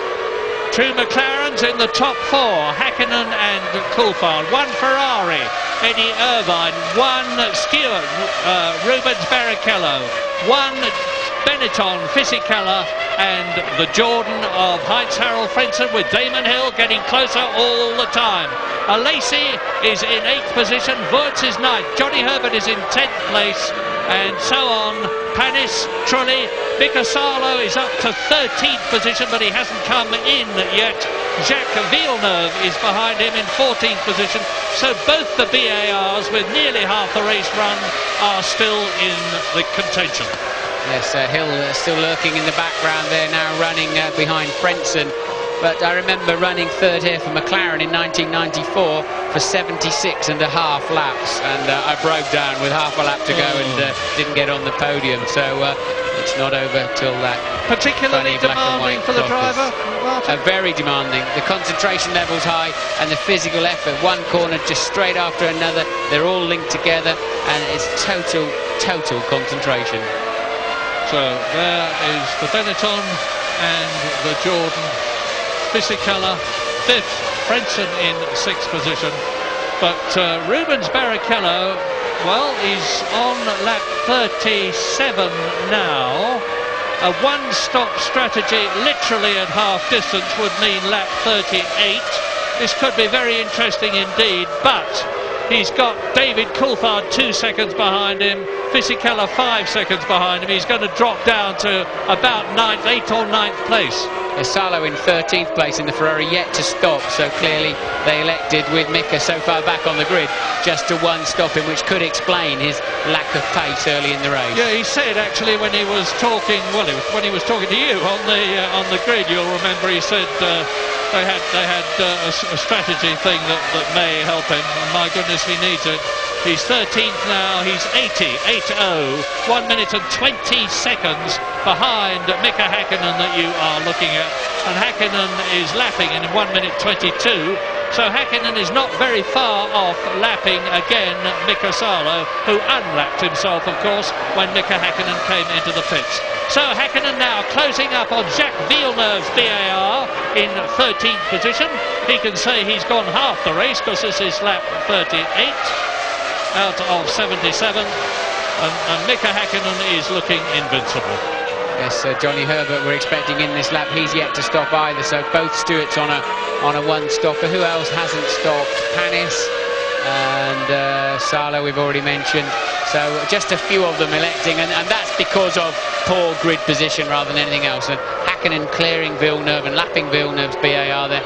That must be difficult for Jacques Villeneuve, mustn't it? Yeah, he's a the former world champion. Won here twice. Yes, and just 2 consecutive years, and I think Villeneuve won last year. Very fine drive in the Williams last year. Yeah, it's... But all credit to Jacques, he hasn't rubbished the team too much. There's been a few one-liners coming out of there, but generally Jacques has kept his head down in a very, very difficult season. And now Mika Salo can see the McLaren in his mirrors. No, he can't, because he can see it in front of him. He moves over and lets Mika Häkkinen through, and in the process Jacques Villeneuve in 14th position closes right up behind the Ferrari, followed by Ralf Schumacher. So you're looking at 14th, 15th and 16th places. The Ferrari 14th, my goodness, it sounds strange to talk about a Ferrari being in 14th place. 15th the BAR, 16th the Williams, and Ralf Schumacher typically is just not giving in, as into the pits comes Johnny Herbert. Johnny Herbert from 11th position. Louise. Yeah, Johnny Herbert, the first of the 2 Stewarts to come into the pit. Johnny obviously enjoying his race. The team have just shouted at him, pit, pit, pit, and Johnny very casually said, yeah, all right, I'll come in then, as if he was pulling into the garage rather than coming in the middle of the Grand Prix. Obviously that stop taking a little bit longer. I don't have the time in front of me, but not a bad stop. And in the process, Olivier Panis has got ahead of Johnny Herbert. Herbert was 11th. Panis came in with him from 12th position. The Prost people had a better stop, and although they started off virtually together, the fact that Panis's pit position was just 1 car ahead of Johnny Herbert means that he's got out and has gained a place. Yes, Johnny had to turn around the Prost mechanics, so couldn't get the throttle on as easily as the Prost. Look at it now, Johnny's actually away first, look, but had to put a lot of steering lock on, and if he'd have spun the rear wheels anymore, he would have just sliced into those mechanics, and unfortunately for him, the car that they were working on got ahead of him. Well, Olivier Panis has probably driven more racing laps since he started in Formula 1 than almost anybody else, because his cars have always been very reliable. First of all, a Ligier and then a Prost. He's had an enormous number of 7th places just out of the points, but he doesn't look as though he's going to be there this year. Yes, Panis has got to get out of that team now. He's been there too long. He's now managed by Keke Rosberg, I understand, and I suspect they'll try and put him somewhere else. He's just been absolutely nailed as Ligier and Prost for so many years, and he's got to clear out of there now and hope he can do something extra in another position. Barrichello in the pits this time from 3rd position. Allegedly, incidentally, to finish your thought, Panis is going to Arrows next year as Rubens Barrichello comes into the pits. David Coulthard, of course, is up into 3rd position. Now let's see how his time compares. He's going to have to take on a lot of fuel. Yes, I think I saw after Johnny Herbert's pit stop, Paul Stewart, the director of the team, talking to the Prost guy, saying, look, you're holding up our pit stop, it's not fair, but it seems clean enough, doesn't it, for Barrichello, because he didn't have the problem of driving around Prost mechanics. Nearly twice as long his pit stop as that of Heinz-Harald Frentzen, which is the best one we've had, but hardly surprising. Frentzen stopping twice, Barrichello stopping once. We'll be back after these retail opportunities. Lap 43 out of 77, and Eddie Irvine has got to start looking very lively indeed. There he is in 2nd place. David Coulthard has just made the 2nd fastest lap of the race, and he's within 2 seconds of Eddie Irvine's Ferrari, which is in 2nd place.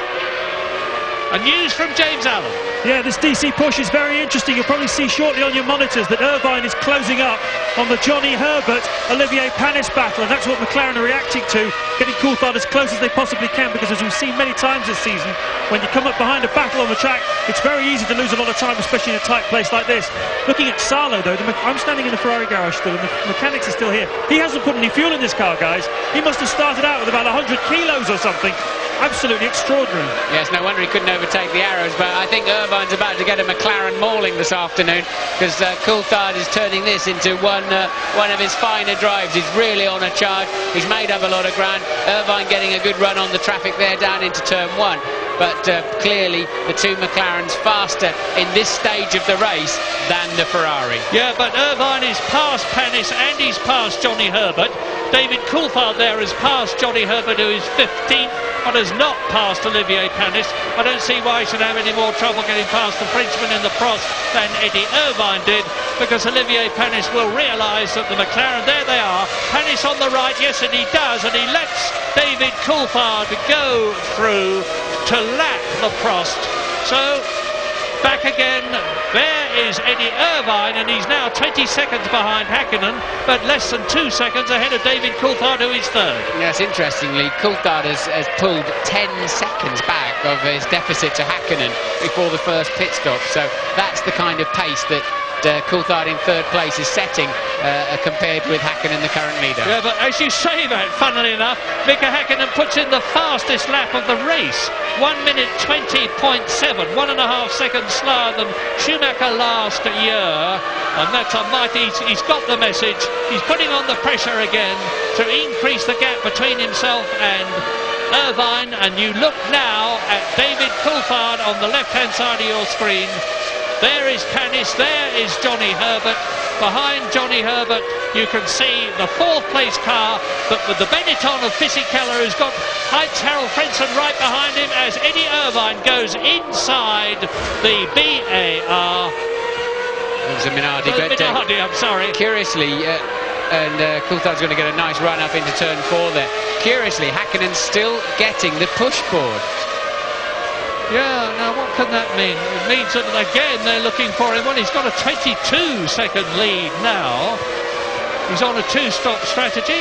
He'll be coming in between laps 44 and 48 if he satisfies my expectations, and he's on lap 45 now. So what does this mean as far as Irvine is concerned? It means that if Häkkinen does not increase the lead, it's going to be very, very close indeed. Well, let's look at the evidence. Mika Salo, back in 11th place, has yet to stop. This is giving a clear indication of just how much fuel they can get in the Ferrari. They're 46 laps. Salo comes in as I speak.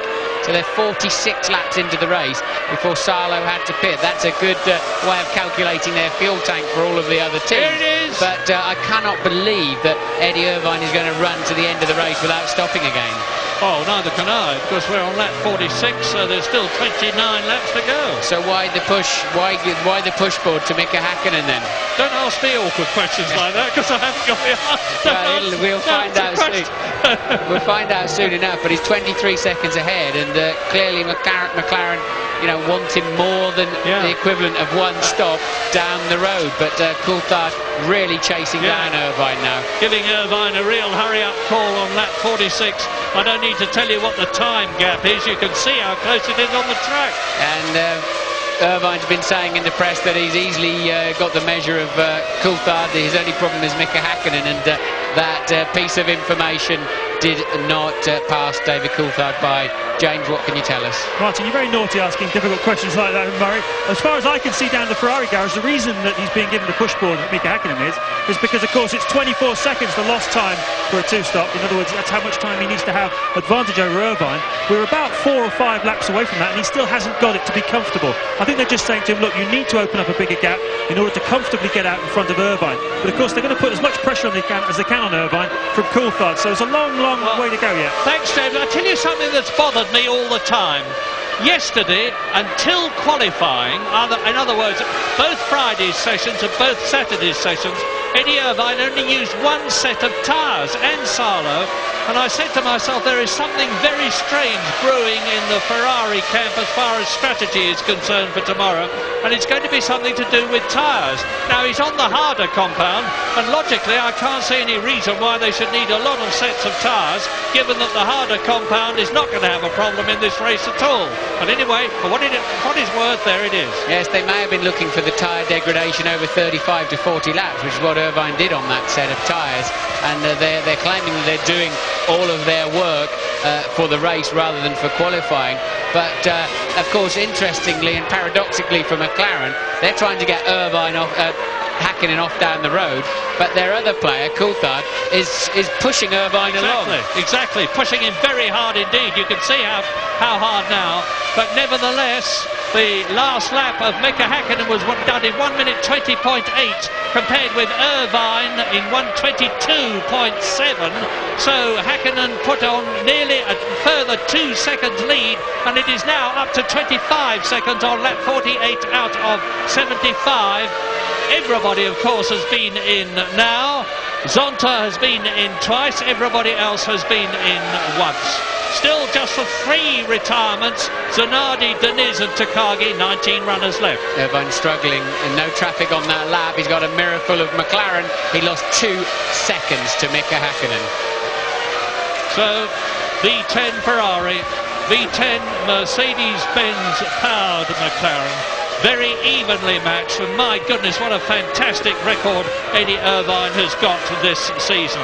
3 times a winner, twice in 2nd place, 1 3rd place, 1 4th place, 1 5th place, 1 6th place. He's only failed to finish in 1 race, and that was the San Marino Grand Prix. He has scored points in every race except 1, with those 3 famous victories in Australia, in Austria, and 2 weeks ago in Germany.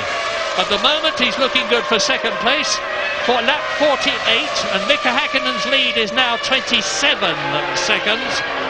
And Fisichella can do nothing about the McLaren immediately in front of him. Well, when I say immediately, it's some 8 seconds.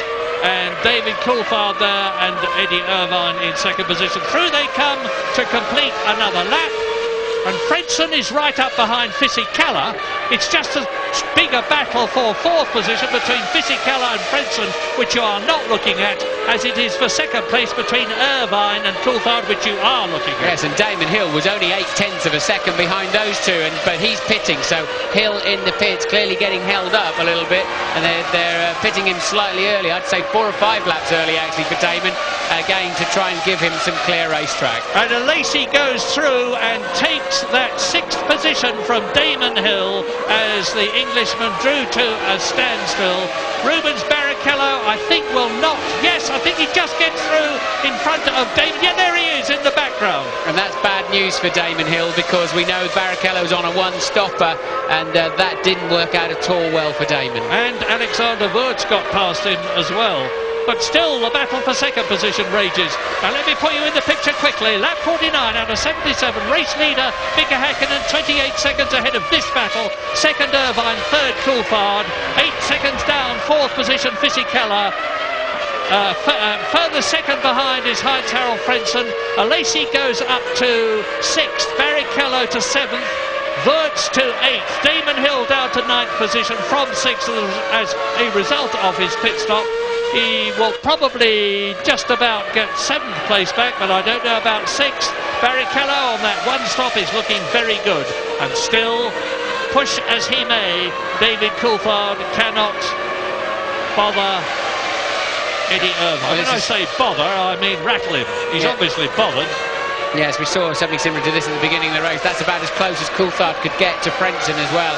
So he homed in very quickly onto the back of Irvine, and now just can't find the grip in the turbulent air. Yeah, I was going to say, how close do you need to be before you start to feel turbulence affecting your front wing and therefore the grip of your steering wheels, the front wheels? That's certainly close enough there, but also when you're steering at a rear wing of another car, it's very easy to run slightly offline. So David's got to be careful he doesn't put a foot out of line, and so is Eddie for that matter, because the more he watches his mirrors, the more likely he is to make a mistake. Well, Mika Hakkinen's looking good now for his ability to come in and make his 2nd stop without losing the lead, because he's continuing to lap faster than the 2 that you are looking at, Irvine and Coulthard in 2nd and 3rd places. He's now nearly 29 seconds ahead of this battle. Jordan are ready for Frentzen, we think, but probably a useless piece of information, but the first 5 in the race were the first 5 on the grid. Now it's all shaken out. Well, it's interesting. into turn 1. This is the double 90. Drops downhill and into the pit lane. From 5th position comes Heinz-Harald Frentzen. What's this replay about? It's about the Jordan diving inside Olivier Panis. Heinz-Harald Frentzen diving inside Panis to lap him. We didn't see a time on that. No time. There it is. It's just come out 8 seconds. So that's about on target. Yes, that was about a tenth quicker than Damon, wasn't it? So look, and now that's worked for Frentzen. He has regained track position ahead of Barrichello. So didn't work for Damon. It has worked well for Frentzen. And he got Zonta between himself and the Stewart. We're on lap 51 now, just about 2/3 of the way through the Hungarian Grand Prix, with Mika Häkkinen on a potential 10 points. In comes Panis, and Irvine on a potential 6 points. And it's not Panis, it's Trulli, my apologies. As Damon Hill comes through, he's got ahead of De La Rosa on the arrows, and this is Jacques Villeneuve. Is this going to be his first finish in a Grand Prix this year? He's in for his 2nd pit stop. The fuel flap is on goes the filler nozzle, on go the new wheels and tyres. Out comes the nozzle, and when he changes gear, down will come the flap. This is a Hill replay, turn 4. I think he came up the inside of the BAR on the way in and ran out of road on the outside. No major problems there for Damon, but I think that pretty much consolidates him back in 6th, maybe even 7th place at the end of this race. So who are the first 6? Häkkinen leads Irvine. The 2nd McLaren of Coulthard is 3rd. The Benetton of Fisichella is 4th. The Sauber of Alesi is 5th. And the Frentzen in the Jordan is in 6th position. And Fisichella's pushing at the moment. He's only 6.4 seconds behind Coulthard. They've both got a stop to come. But Irvine is now holding Coulthard up, and it's beginning to hurt Coulthard's race. He either needs to pit now or get past him. Yeah, Eddie is doing the Maginot line bit. They shall not pass. And Mika Häkkinen, meantime, is striding away. His last lap was much the same as the Ferrari and the McLaren behind him that you're looking at. But he's now 30 seconds to the good. Mika Häkkinen can definitely come in now, and if he has a clean pit stop, rejoin the race in the lead for the last stint, to give him 10 World Championship points and his 4th win of the year. As out of the pit lane comes Ralf Schumacher in the Williams. He came in 11th position. Yes, it's pretty soul-destroying, the physical and mental effort on this racetrack. And you're charging hard and running around 11th or 12th position. Takes a bit of... it really is a job to keep up your concentration and your motivation. Well, the race has been going some hour and a quarter now. It's going to last at least an hour and 3/4. That's Fisichella in from 5th position. It's a poor stop. Sorry to interrupt you, Murray. It's a poor stop. He stalled the engine, we think, and but they're not exactly rushing around with a starter, are they? So some kind of drama, and that's a shame. Fisichella was just about to try and become a menace to 2nd and 3rd place men, but clearly that's put him way out of contention. Yeah. Lots of Pat Simmons, the grey hair on the right, is the technical director of Benetton. He's had a word with Fisichella, and it looks as though the Italians' race is run. Or are they joining up the computer? They're reprogramming something in the very complicated electronics of the Benetton, but it doesn't matter what they do and how soon Fisichella gets out. His chances of finishing in the top 6 now, as he sits impassively there, seemingly, although he must be churning with emotion in the cockpit. His chances of a point have now been destroyed. And that means to say now, with Mika Häkkinen some 31 seconds out of the race. Oh, rotten luck. You can tell from the body language that he is extremely despondent. You're watching the race leader, Mika Häkkinen, in the Hungarian Grand Prix. He started from pole position He has led the race every inch of the way, including his first pit stop. He's still got to have a second pit stop. He was 31.3 seconds ahead of Eddie Irvine at the end of the previous lap. And as he goes into turn 1 and then starts the climb up to the highest point of the course, turn 5, Eddie Irvine has still to go through with David Coulthard on his tail. I tell you who's having a very good race quietly, Murray, is John Alesi. Stopped on lap 33. He's up in 4th place and just 18 seconds behind Coulthard. Be interesting to see how much fuel he's got in there, because Coulthard now is definitely making no progress at all behind this Ferrari. Yeah, and when is Häkkinen coming in? I mean, I was expecting laps 44 to 48 to be when the second pit stop would be made, and Mika Häkkinen is on lap 55 now as Jean Alesi, the man you were talking about, comes into the pit lane from 4th position. He was 15 seconds ahead of Heinz-Harald Frentzen, so I'm confident that the German in the Jordan will get ahead of Alesi and regain that 4th position, and maybe Rubens Barrichello. There goes Heinz-Harald Frentzen. The question now is, what about Rubens Barrichello? There he is, Rubens Barrichello. Oh no, he stalled, I think. Look, Alesi shaking his head, and there's a carbon copy replay of Fisichella, and he's up and running now. Look, pulling away on the paddles and trying to find a gear, and Alesi away. Häkkinen, we think, is in the pits. In fact, he's in the pits now. Race leader in the pits. They're just clearing any debris out of the side pods, and away in 7.4. Nice stop. Oh yeah, he's going to walk it if he just keeps going. Up comes the visor, down it goes again. The filler closes. De La Rosa goes through. He has unlapped himself once. He'd been lapped twice already by Mika Häkkinen. Well, this is, they're pushing Häkkinen along, has given them the opportunity to make that stop, and even for a period of a few laps until Irvine stops again, making sure Irvine cannot interfere with Häkkinen's race. So I think that's the strategy. I think it's worked extremely well. Häkkinen now really got a healthy lead, plus a pit stop in his pocket. Yes, hats off to McLaren and their strategists.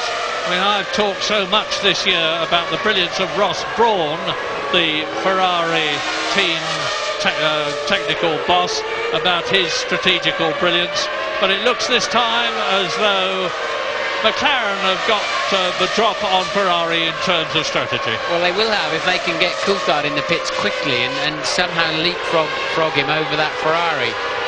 They may choose to do the opposite and actually leave him out on lighter fuel and try to give him more distance on Häkkinen going up the inside there of what must be De La Rosa.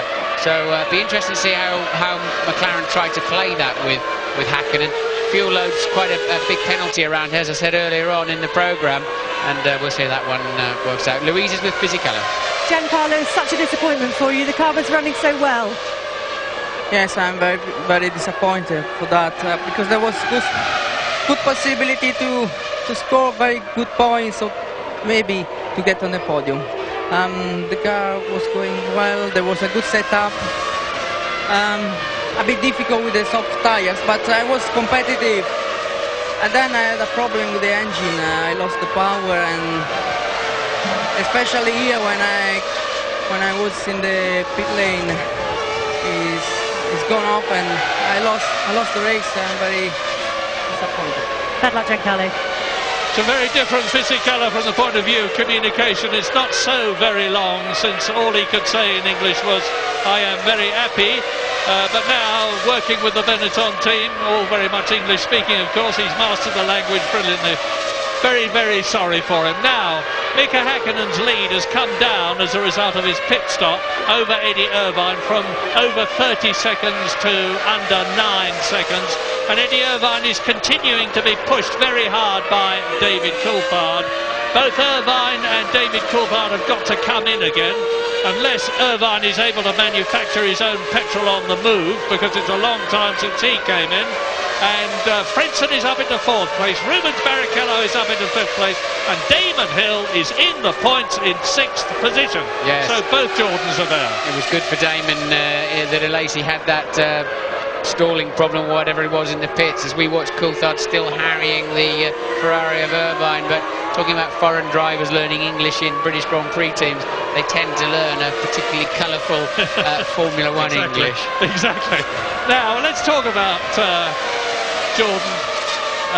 Frentzen is on 3 points, Damon Hill is on 1 point, 4 points altogether. You're watching the battle between Irvine second and Coulthard third at the present moment, but enough of that because James has got some news. Well, Murray, Ferrari and McLaren have been watching each other like cat and mouse, and now the Ferrari are playing the card first. They're going to bring Eddie Irvine in very shortly, and the DC's reacting. This is a complete turnaround from last year. David Coulthard and McLaren are going to try and pinch second place off Ferrari. If you think a year ago, Michael Schumacher nicked the win from right underneath McLaren's noses on pit stop strategy.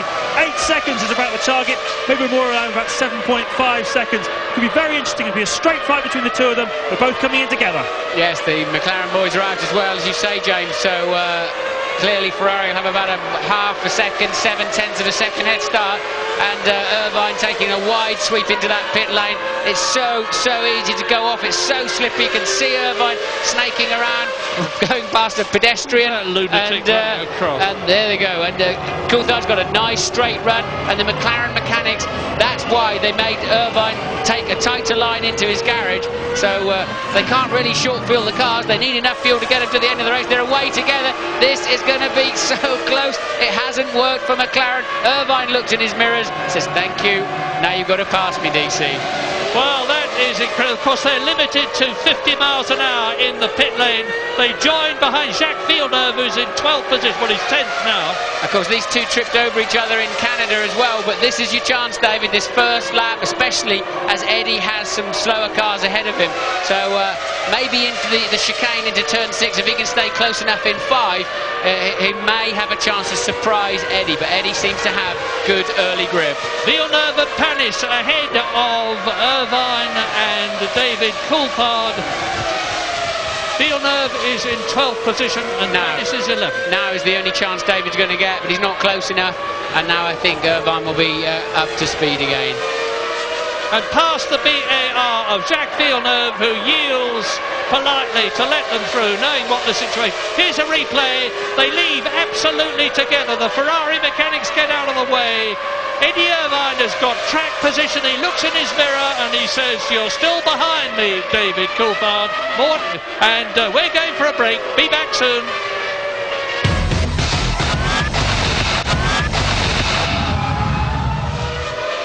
Lap 61 out of 77. The Hungarian Grand Prix is drawing towards a close. As you look at Heinz-Harald Frentzen in the Benetton, he is in 4th position, but leading the race with a massive lead of 32 seconds.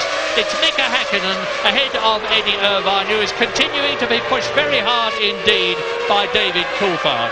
So there is Frentzen, and he's coming up behind the steward of Johnny Herbert, who is in 13th position, and he's got ahead of him Jacques Villeneuve. So Villeneuve moves over and allows Frentzen through. Yes, but he let Herbert through too, who he was racing with, and I think Villeneuve's going to have yet another retirement rally. Into the pits, coming into the pits is Jacques Villeneuve, and here's Frentzen bearing down on to lap Johnny Herbert, and he goes through and does so.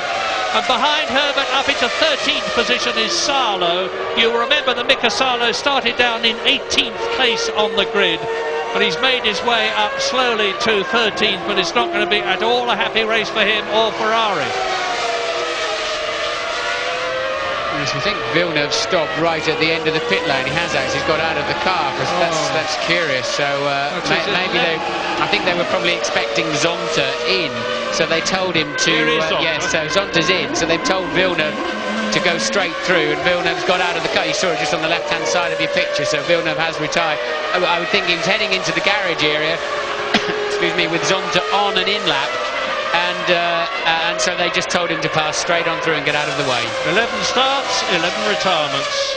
Another unhappy day for Jacques Villeneuve and BAR, who are very optimistic about having overcome their problems. He doesn't look too happy as he gets up into the pit lane, presumably to talk to Craig Pollock. the BAR boss, or Robert Singe, the BAR team manager, as David Coulthard there, now on lap 63 out of 77, continues to pursue Eddie Irvine, who's looking comfortable in that second place. And for what it's worth, they've closed up a bit on Mika Häkkinen, but the gap is still almost 30 seconds. Frentzen is still fourth. Barrichello is still fifth. Damon Hill is pushing Barrichello very hard indeed in the club. Oh, Irvine's gone wide. Sorry, Murray. Irvine running wide in turn 3. That's going to let Coulthard through without any question at all. So, I didn't see Coulthard pass. Where is he? He's jammed down the road, look. Irvine braking too late. He's fastest man on the racetrack, the 1:21.0 on the last lap, look, loses the rear a bit on downshift and runs around the grass in turn 5, sorry it is. And while we're watching him rally cross around the outside, Coulthard is going to duck up and, that's going to put a smile on the Scots face, not to mention the McLaren team. So all that pressure that David Coulthard had applied to Eddie Irvine for so long has now paid off. McLaren first, McLaren second. A potential 16 World Championship points to Ferrari's potential 4 World Championship points. So that closes the gap by 12 points to 4 points. It's getting closer and closer with just the Belgian, Italian, European, Malaysian and Japanese Grand Prix still to go. The championship situation is wide open as far as the constructors are concerned. It's not wide open as far as the drivers are concerned to the same extent.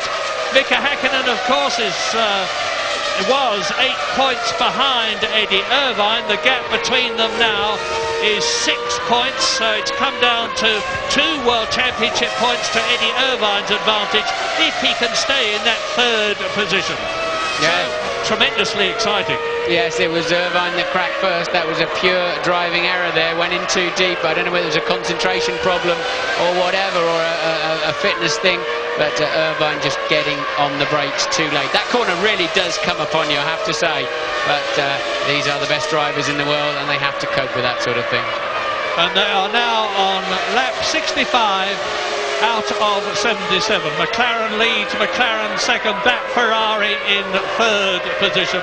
The Jordan of Frentzen is fourth, the Stewart of Barrichello is fifth, the Jordan of Damon Hill is sixth, and vying for fifth position. He's ahead of Alesi 7th, Wurz is 8th, Giano Trulli in the Prost is 9th, and Schumacher Ralph has fought his way up to 10th position from 16th on the grid. Ralph Schumacher, like his brother Michael, never gives up. It's not over yet. Irvine is really standing on the throttle pedal, and although he lost another 10th to Coulthard on that lap, because Coulthard is quick too, Irvine has not given up on that potential second place. Well, we're leaving you for a moment. You'll be back for the closing stages of the Hungarian Grand Prix. Lap 67, no change for the top 4 places, Häkkinen, Coulthard, Irvine and Frentzen. But look at this battle for 5th position. Rubens Barrichello on a one-stop strategy is in 5th position, and that's Damon Hill on the softer compound Bridgestone coming up behind him as we go to Louise Goodman. Yeah, standing here with Jacques Villeneuve. Jacques, this is becoming an all too frequent conversation. Another race, another retirement. Yeah, it is very frustrating, but I think I never went so far in a race, so it's at least an improvement there. The race wasn't going very well at the start. I banged wheels with a few people into turn 1, got very tight and broke the front wing. Then I had a lot of understeer when I was in traffic, so it was hard going, and we weren't looking very good for a good finish anyway. Why did you stop? Sorry? Why did you stop? Oh, the clutch broke or some hydraulic problems, I'm not sure. Well, you're watching Mika Häkkinen, and I'm just waiting to see the others go through and tell you what the gap was. He's on his 68th lap, and he's being caught by Coulthard and Irvine, but I suspect that he's just controlling himself, pacing himself, because he's got a 23-second lead with 10 laps to go. There's no way that he's going to lose over 2 seconds a lap for the rest of the race. Even if he did, they would still have to get past him. But the battle at the present moment is for 5th position between Rubens Barrichello and Damon Hill. Damon Hill on a softer compound tyre, which is beneficial to him at this stage of the race. He's right up behind the 5th place Stewart of Rubens Barrichello. Hakkinen leads then, 23 seconds ahead of Coulthard, who is 6 seconds ahead of Irvine, who is 12 seconds ahead of Frentzen, who is 10 seconds ahead of Barrichello, who has got Damon Hill right behind him. Alesi is 7th, Wurz is 8th, Trulli is 9th, Ralf Schumacher is in 10th position. Johnny Herbert, by the way, is 12th behind Olivier Panis. And Mika Salo, 13th position in the second Ferrari. Well, Mika Häkkinen's already lost 1.5 seconds to David Coulthard on the previous lap, so Coulthard is homing in at a vast rate of knots. I'm sure it's because Häkkinen's just pacing himself to the end, but I think he is going to have to pick that pace up a little bit. Well, here is David Coulthard. The gap has come down by nearly 2 seconds this lap, from 22.9 to 21. And Eddie Irvine is 7 seconds down the road. So it's still McLaren, Ferrari, Jordan, Stewart, Jordan. Both Jordans in the top 6. Very, very good indeed for their 3rd place ambition in the Constructors' Championship. Alesi getting a 10-second penalty then in 7th position, and that will allow Alexander Wurz and possibly Trulli to move ahead of him. Wurz up into 7th place, Trulli up into 8th position, Alesi down into 9th. I suspect that's because Alesi was speeding in the pit lane. Remember, he couldn't find his gears, and I would imagine maybe the pit lane limiter dropped out in all of that commotion to get the car up and running again. Alesi down there in 7th place, having for sure given away a point by stalling the engine, which, in my memory, Alesi has a lot of problems while leaving the pits. Yes, he did. I mean, he was fumbling about. I thought he was getting away. I thought he was stuck in a high gear, frankly, because he didn't seem to be changing up at all. Yes, I mean, over the course of time as well, not just today, but Irvine's given up on Coulthard now. Coulthard waltzing off into the distance, and Coulthard on an absolute mission, putting in some stunning lap times, and sets a new fastest lap of the race, a 1:20.699. David Coulthard on a mission. There's a brilliant speed at this stage of this very tough Grand Prix, and he's broken Irvine's spirit completely. Great drive from Coulthard today. Terrific drive. Eddie Irvine there looks like being on the podium for the 7th time in 11 races this year, nevertheless. But David Coulthard, the winner of the British Grand Prix, as you rightly say, Martin, is driving an absolute storm of a race. Under 20 seconds now behind Mika Häkkinen on lap 70 out of 77. James, what's happening down in the pits? Well, Martin, just as you're getting excited about DC, the McLaren team are putting out a sign saying easy to David Coulthard, so they're telling him he's going far too quickly. But it's just been pointed out to me that ironically, last year, Michael Schumacher, as Jean Alesi comes in to serve his 10-second stop-and-go penalty, ironically last year, Michael Schumacher, you remember, went off the road and did a bit of rallycross around about lap 63. Exactly what Eddie Irvine did this year, but that time, Schumacher went on to win the race. This time, Irvine lost a place. It's been a tough day for the Irishman, and I think that the romantic notion that a number 2 could emerge from the shadow, win races, and have a go at the World Championship, well, it was lovely while it lasted, but I think today is where we learn that Häkkinen and McLaren are a bit too strong for him, and that Eddie Irvine is no Michael Schumacher. John Alesi looking as happy as a bloodhound as he takes his 10-second penalty. We're on lap 71 now, 6 laps to go after this one. That is the fastest man on the track at the present moment, David Coulthard. I'm just reminding myself whether David Coulthard is the fastest lap holder at the present moment. Yes, he is. 1 minute 20.7. which is 1.5 seconds slower than Schumacher last year. Yes, he did a 22.8 on the last lap, actually lost 0.8 to Häkkinen, and he didn't want to back off too much because your tyres cool down a little bit, just a few degrees, the pressure goes down a little bit, and he doesn't want to give Eddie Irvine any smell of a chance of catching him up, although David was going through some back markers on the previous lap, as he is on this lap, so they've given him the easy sign. It's very easy to go too easy, in fact, and it's quite shocking how much time you can lose, especially around a twisted circuit like this. Just watching the gaps, because Irvine has closed up marginally on him. It's down to under 10 seconds between Irvine third and Coulthard in fourth position. And Heinz Harald Frentzen is on a late charge in fourth position, 11 seconds behind Eddie Irvine, as David Coulthard comes through to start his 72nd lap out of 77. Now, he was 9.5 seconds ahead of Eddie Irvine on the previous lap. The Irishman goes through, and the gap has increased, actually. I don't know if Irvine, who's now 11 seconds behind Coulthard, is in traffic. We haven't seen him recently. But anyway, it's looking very strong indeed for yet another McLaren first and second. Well, the thing to watch now is Frentzen, who just took 2.5 seconds out of Eddie Irvine in Irvine third, Frentzen fourth. So, as you pointed out a moment or two ago, Murray, Frentzen on a late race charge. Damon Hill still tucked up, just 9/10 of a second behind fifth place man Barrichello. Well, McLaren were first and second last in the Spanish Grand Prix. They've had a fallow period since then, with those problems for Mika Häkkinen at Silverstone in Austria and in Germany, where he only scored 4 points over 3 races, in comparison with Eddie Irvine getting 26 points. Salo, incidentally, has got to have some sort of a problem, I think. He's in 13th position in the second Ferrari, a lap behind already.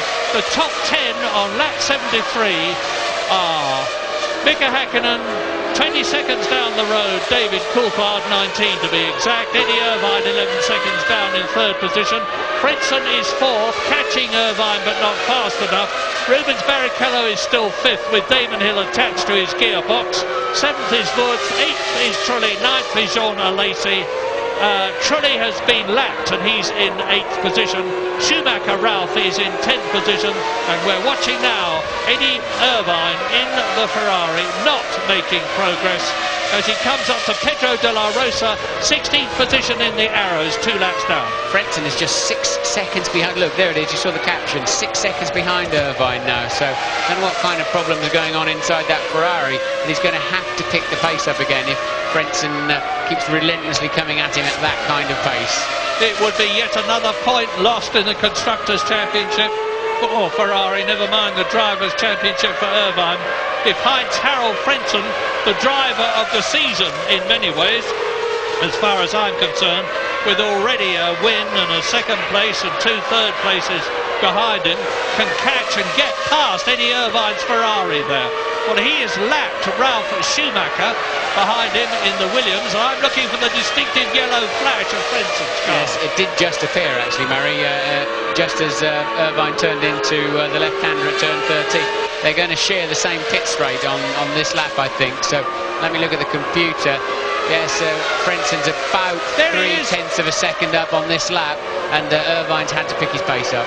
Yep, Irvine dives through, gets past Ralf Schumacher. There is Heinz Harald Frentzen, looking good for yet another points position in the Jordan team, which he joined at the beginning of this year. He's running third in the World Championship. Jordan are running third in the Constructors' Championship. As I've said before, it's their ambition to finish there, and if they get points from Frentzen and from Damon Hill, and that is the situation at the moment, it's going to increase the gap between them and the Williams team, which is already 16 points, even more. Well, Eddie Jordan thought Frentzen was going to win this race, but he told us at the beginning of the season he wanted to be third in the Constructors' title. That was his... There's Eddie Jordan as we're talking about him. That was his target for the year, and I have to say, as we home in towards the end of the season, he is looking very, very strong on delivering his promise.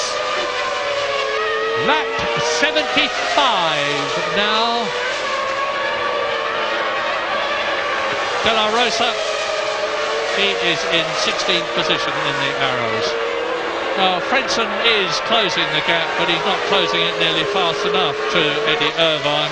It's down from 6 seconds to 5.8, or was. Now, here's Irvine coming towards us on his 75th lap. That's Schumacher who has been lapped. De La Rosa, who has been lapped. Frentzen has got the gap down now. There he is in 4th position to 5.3 seconds, but he hasn't got enough laps left to get on the tail of Eddie Irvine, and if he did, I think that would be the widest Ferrari in the world, which would fill half the width of the Hungaroring circuit. Yes, Frentzen's got 2 back markers for good measure as well, so it was clear that Irvine was just cruising a little bit, in fact cruising too much. He's got the speed to handle Frentzen. So it looks though as with 2 laps to go at the end of this one, 2.5 mile laps, 5 miles in all, as though McLaren are back in charge. Ron Dennis said before this race began, Ferrari didn't win in Germany and Austria, McLaren lost, and they lost because they shot themselves in the foot in various ways, either through collisions or a fuel rig problem or a puncture problem. And Mika Häkkinen is once again staking his claim to be the best driver in the world at the moment. He is the reigning world champion. 10.64 are the points at the present moment. So Irvine is losing 6 of his 8 World Championship points lead over Mika Häkkinen if he stays in 3rd position. It's still going to be Eddie Irvine lead, and that's Alesi, isn't it? Alesi finally giving up in the Sauber and retiring from the Hungarian Grand Prix. He's done it between turns 3 and 4. And it's rumoured that Alesi is on the move from Sauber after this season. He's been talking to the Prost team, and I don't think that will make him any more anxious to stay with the Swiss team. Mika Häkkinen is now about to start his last lap. He's coming through to complete his 76th and 76th lap. Now, Mika Häkkinen has got 2.4 miles to go on his last lap in what has been a truly dominant, overwhelming victory, provided he just goes those last few hundreds of yards. He qualified in pole position, commanding lead, took the lead at the start. He has held it all the way in Hungary, and he's, as I said earlier, on his way to 10 World Championship points. It'll be a very relieved McLaren team, because not only is Häkkinen going to win, David Coulthard is going to be second, and that means to say that certainly as far as Hungary is concerned, they've overcome the reliability gremlins of one kind and another, which had affected them in several races this year. Eddie Irvine then is going to settle for 4 World Championship points and 3rd position. Down out of turn 11 in this 14-turn track, Mika Häkkinen comes. The race is in his pocket. Turn 13, the double right-hander into the start and finish straight, and the winner of the Hungarian Grand Prix, to the delight of thousands and thousands of Finnish spectators, is their hero, Mika Häkkinen, who cruises across the line in front of the joyous McLaren mechanics. That's Mika Salo. He's finishing 2 laps down. Yes, and Coulthard crosses the line 9.7 seconds behind. Häkkinen had a very slow lap, as you saw. Good drive from Häkkinen, great drive from Häkkinen, and a great drive from Coulthard too. Irvine struggled. I thought Frentzen was solid as ever. Barrichello very strong with a 1-stopper in 5th place. Damon Hill very much hanging on, and a well-earned 1 point for Damon. As you see, Heinz-Harald Frentzen in the yellow Jordan finishing in 4th position. And it would be nice if we could see Damon Hill finishing in 6th position. That will do a lot for his morale after not having had a particularly successful German Grand Prix. But in the Drivers' Championship, as I said, Eddie Irvine still leads it as Damon Hill finishes in that 6th position to bring both Jordans home in the points. Irvine leads the Drivers' Championship from Mika Häkkinen after his 3rd place here in Hungary by 2 points. And Heinz-Harald Frentzen and David Coulthard are now tying for 3rd position, because David, as a result of finishing 2nd, has leapfrogged past Michael Schumacher who may or may not be back for Ferrari at the Italian Grand Prix. I should think that after what has happened to Mika Salo here, he will be making every effort to be back. And Schumacher goes down to 5th position, and his brother Ralph is in 6th place. Well, what do you think? I think Michael Schumacher would be quite happy with today's results, because it's evening the points out. If they're not going to fall off or run into each other, that's how he wouldn't have wanted Irvine to win the race in a way for his championship chances if he can come back quickly. And I, for one, will lose some respect, of my enormous respect for Michael Schumacher if he doesn't jump in his car at the earliest opportunity. But it's, you know, there's still only, what, 24 points ahead of him with, what, 60 points to play for and all of that sort of thing. So it's finely balanced, I think. But the worrying thing for Ferrari, Murray, is that Häkkinen hasn't won since Canada, but could have and should have won every, or certainly between the two McLaren drivers, they could have and should have won every single race since then. And so they've got the pace, they've got the momentum, and now Häkkinen just 2 points behind Irvine. As David Coulthard, 2nd place, as he was at the San Marino Grand Prix and in Spain and Austria, tours into the and the famous pump action from the cockpit of Mika Häkkinen. Confirmation that Ferrari still lead the Constructors' World Championship, not by 16 points anymore though, by 4 points from McLaren. Jordan are now 20 points in 3rd position ahead of Williams, and it looks as though Eddie Jordan is very likely indeed to achieve his ambition of that 3rd Constructors' Championship place, which would be a superb achievement. Eddie Irvine strolls in and talks to... There's Ron Dennis on the left. Well done, David Coulthard. Yeah, those knee pads to stop, not to stop his knees against the outside of the cockpit, it's to stop them knocking together, because you've got padding on the outside of the cockpit, but often on a bumpy circuit your knees knock together and gives you some pretty nasty bruises. This is a legal course invasion, I think. The Hungarian authorities, you remember, last year got an enormous fine from the governing body for allowing an unauthorised course invasion.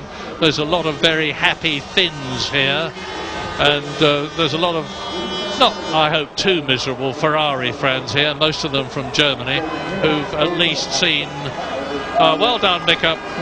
Ron Dennis and Mika Häkkinen are very close to each other after Mika Häkkinen's dreadful accident in Australia years ago, when he was nigh unto death and made a magnificent recovery, and you can see how happy he is. Irvine, pretty gallant there. James Allen pointed out something very interesting. 17 of the 22 starters finished this race. Very high number of finishes. Villeneuve out, Fisichella out, Takagi out, Deniz out, and Zanardi out. And this will be a race, both in terms of qualifying and the race itself, that Williams will want to forget. Ralf Schumacher drove his typical gritty race, fought his way up from 16th on the grid to 9th on the grid, but Zanardi was the first retirement in Hungary. So, Häkkinen better than Coulthard, obviously. Irvine better than Salo, obviously. Frentzen just better in 4th position than Damon Hill in 6th position. Rubens Barrichello in 5th position. His teammate Johnny Herbert was in 11th place. Wurz was in 7th place, and Fisichella in the other Benetton retired. Ralf Schumacher 9th, Zanardi retired. Panis in 10th position. His teammate Trulli was 8th. Ricardo Zonta, the only BAR to finish in 13th position after Villeneuve's retirement. Luca Badoa and Marc Genet for Minardi both finished, but in 14th and 17th places. And Pedro de la Rosa was the only Arrows driver to retire to finish after Takagi had retired. Up the steps to the podium, Eddie Irvine, Mika Häkkinen, David Coulthard, 3rd, 2nd and 1st in Hungary.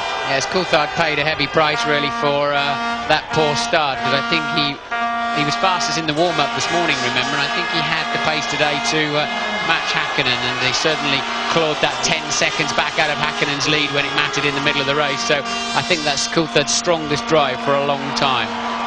Not Irvine's strongest drive, but this man Mika Häkkinen very much had it under control. Yeah, a bit of showmanship from Mika there. He lets Ron Dennis and Coulthard and Irvine get on the podium. And then he gets up for himself and Finland.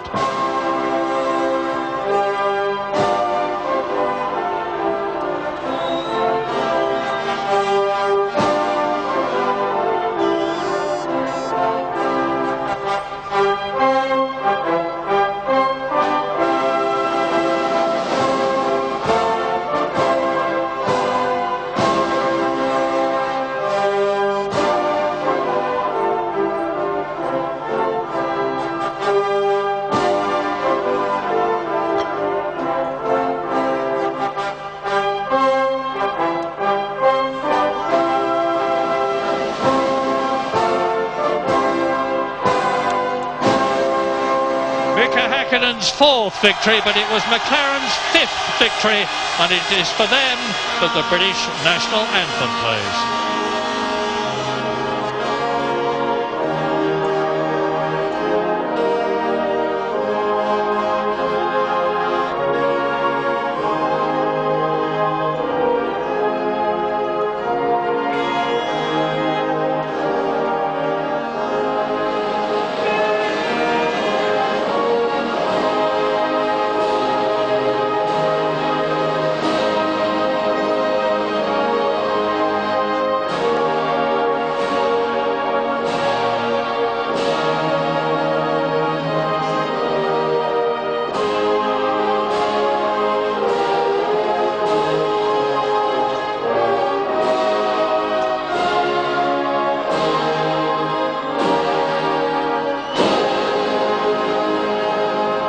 Tamás Deutsch, who is the Hungarian Minister for Sport, is going to give Mika Häkkinen his winning driver's trophy, and Ron Dennis is up there to receive the winning constructor's trophy.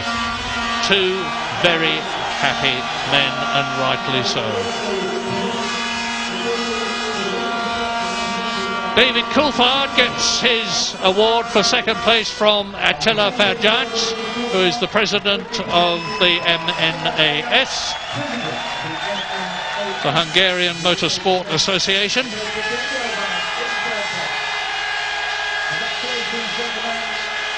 And Eddie Irvine, oh, that's the quickest cork removal I have ever seen in my life.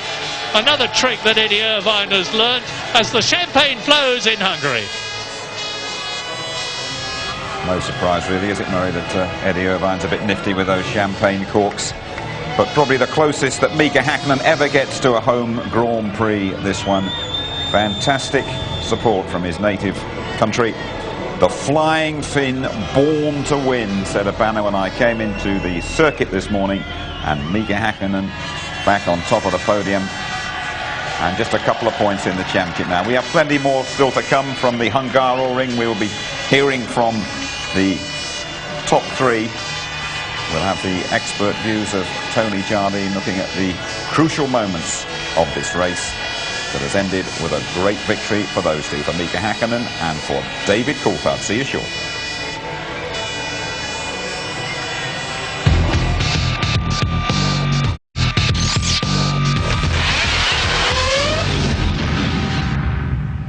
You're back with us. We're 125,000 people at the Hungaroring just outside Budapest have seen a 1-2 for McLaren, with world champion Mika Häkkinen ably supported by Britain's David Coulthard. Eddie Irvine, world championship leader, has finished third. Never underestimate the McLarens was the message from the camp before the race.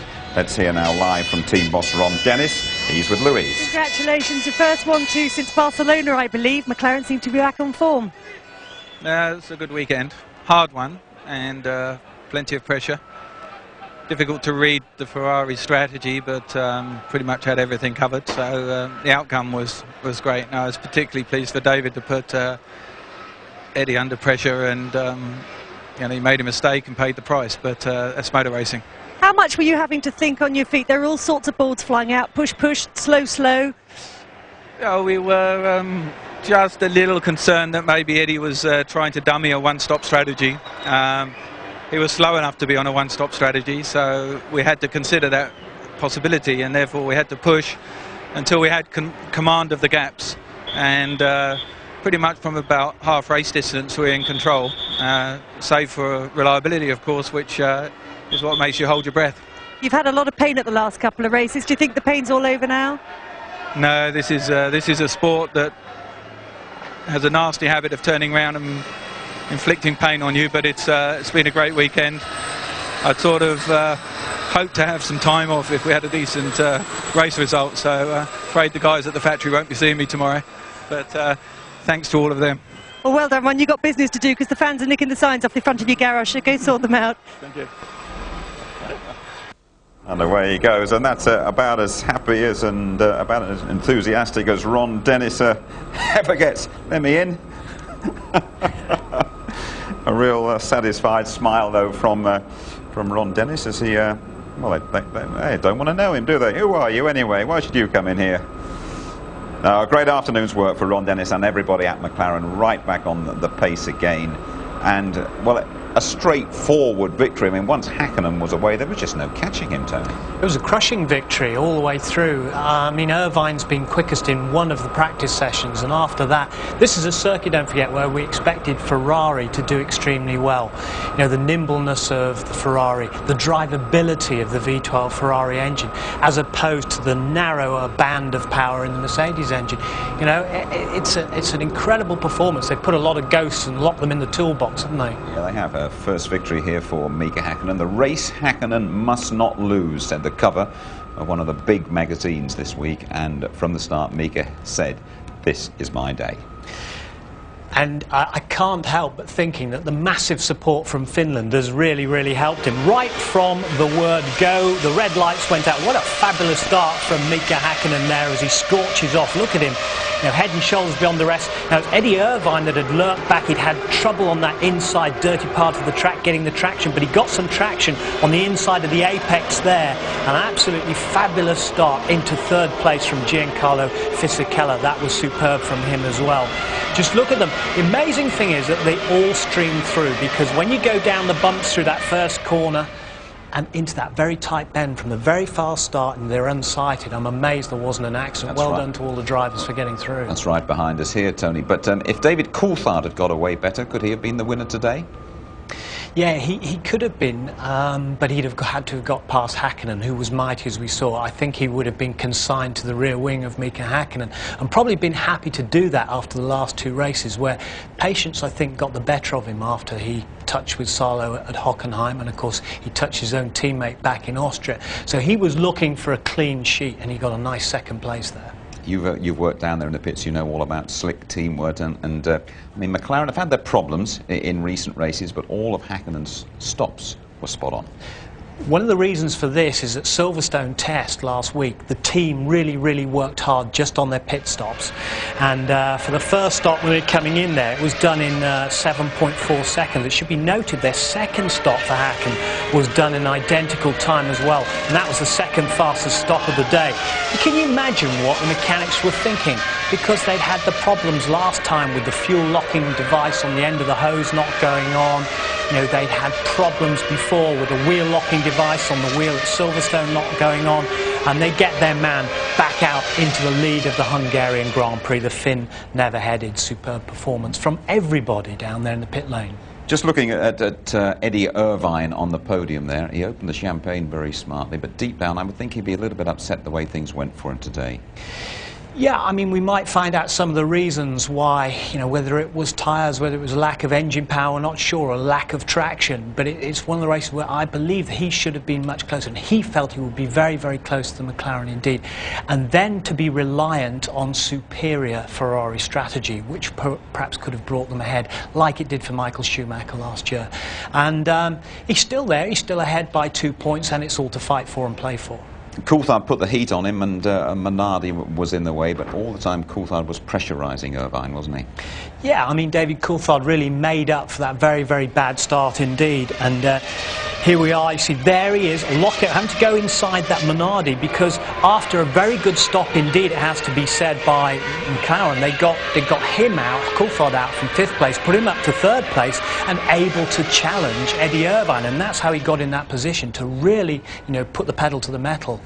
More of that in just a moment, more of Irvine and Coulthard. But Benetton have had a rough old year, haven't they? Certainly by their standards. And we looked at Giancarlo Fisichella, who made a terrific start right behind us here, and we thought perhaps a podium finish was on the cards. It's a tale of two Benetton cars, I'm afraid, because in high-speed guys at circuits like Hockenheim, it's fine. But when they need a lot of downforce on the car, they lose all the balance and it all goes awry. So instead of testing at Silverstone, they went away to Danielson in France and just worked and worked and worked on the aerodynamics.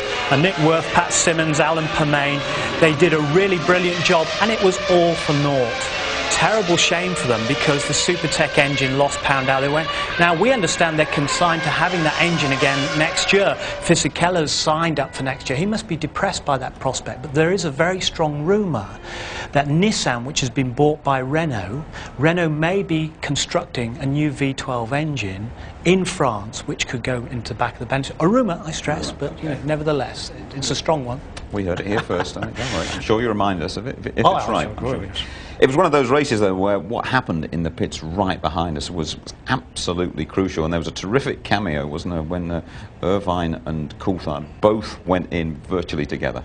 But this is the World Championship for the constructors, for the drivers, spilling over into the pit lane, and here they are, no stealth coming. OK, who's the best? This is down to the crews. They've been lying down, they've been taking deep breaths. They're part of this race, the whole crews. Michael McGline, who's the chief mechanic, he's an Australian, versus Nigel Stepney, the man they call the Punisher, who's in charge of the Ferrari boys. And look at that, absolutely neck and neck. It was actually something like, you know, 0.2 of a second difference between those two pit stops, and Irvine had to make the most diagonal move to come into his pit, but got out just ahead. That says wonders for those two teams and the way they've been drilled. Huge relief for the McLaren boys after all their disasters, especially at Hockenheim with the fuel rig problems. Their hearts would have been beating much, much faster than their drivers. But two cool customers in the cockpit as well. Absolutely. But when you looked at that, you thought Irvine had it in the palm of his hand, had that second place there, but Coulthard kept pushing him and kept pushing him. And I just want you to tell us the reasons, really, why you feel Eddie Irvine cracked here. Well, we haven't fully established if he cracked or whether his tyres started peeling off, because they've been using used tyres more effectively than new cars. But this, we talked about it at the beginning, it is so easy, just a fraction offline onto the dirty side of the track. There we are up at turn 5, off onto the grass, luckily, and not into the gravel for Eddie Irvine. It could have been nil point for the Irishman and for Ferrari, but it's easily done here. Top champions have been off, so I can't blame Irv until we fully know what's happened. No, sorry, Jim. No, OK, we won't. But we will find out what happens when we talk to Eddie Irvine. That's going to be right after the break, and of course we're going to talk to the top two as well, to Mika Häkkinen and to David Coulthard. Rejoin us for that.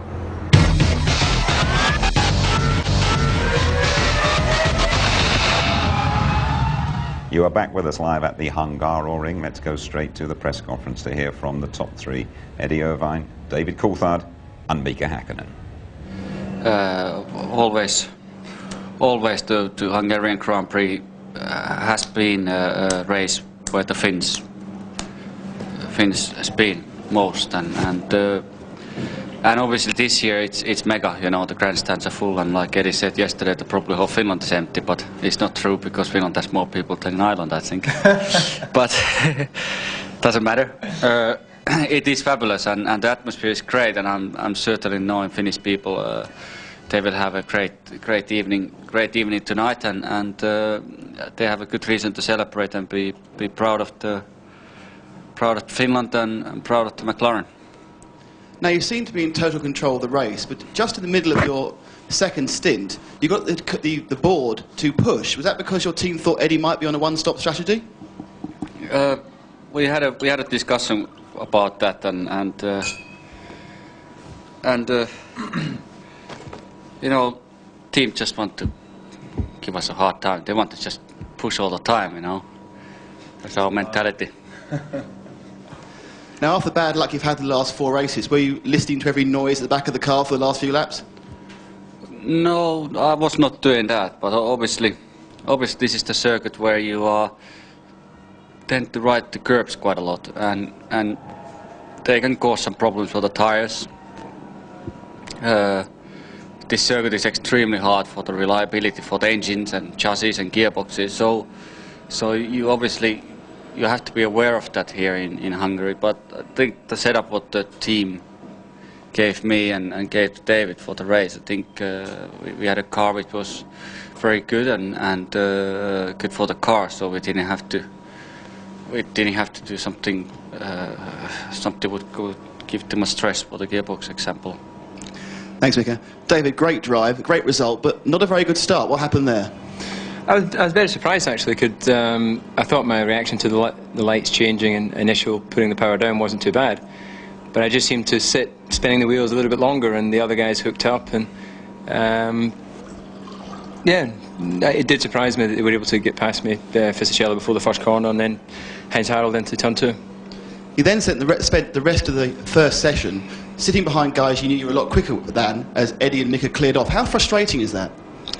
It is, but you know, if you don't want to do it, then make a better start. It was my own fault, so I had to try and stay close enough to maybe force men to mistake, but equally not be too close that if they made a mistake I'd get involved in it. So it is quite tricky, but it was just a case of waiting for the first start.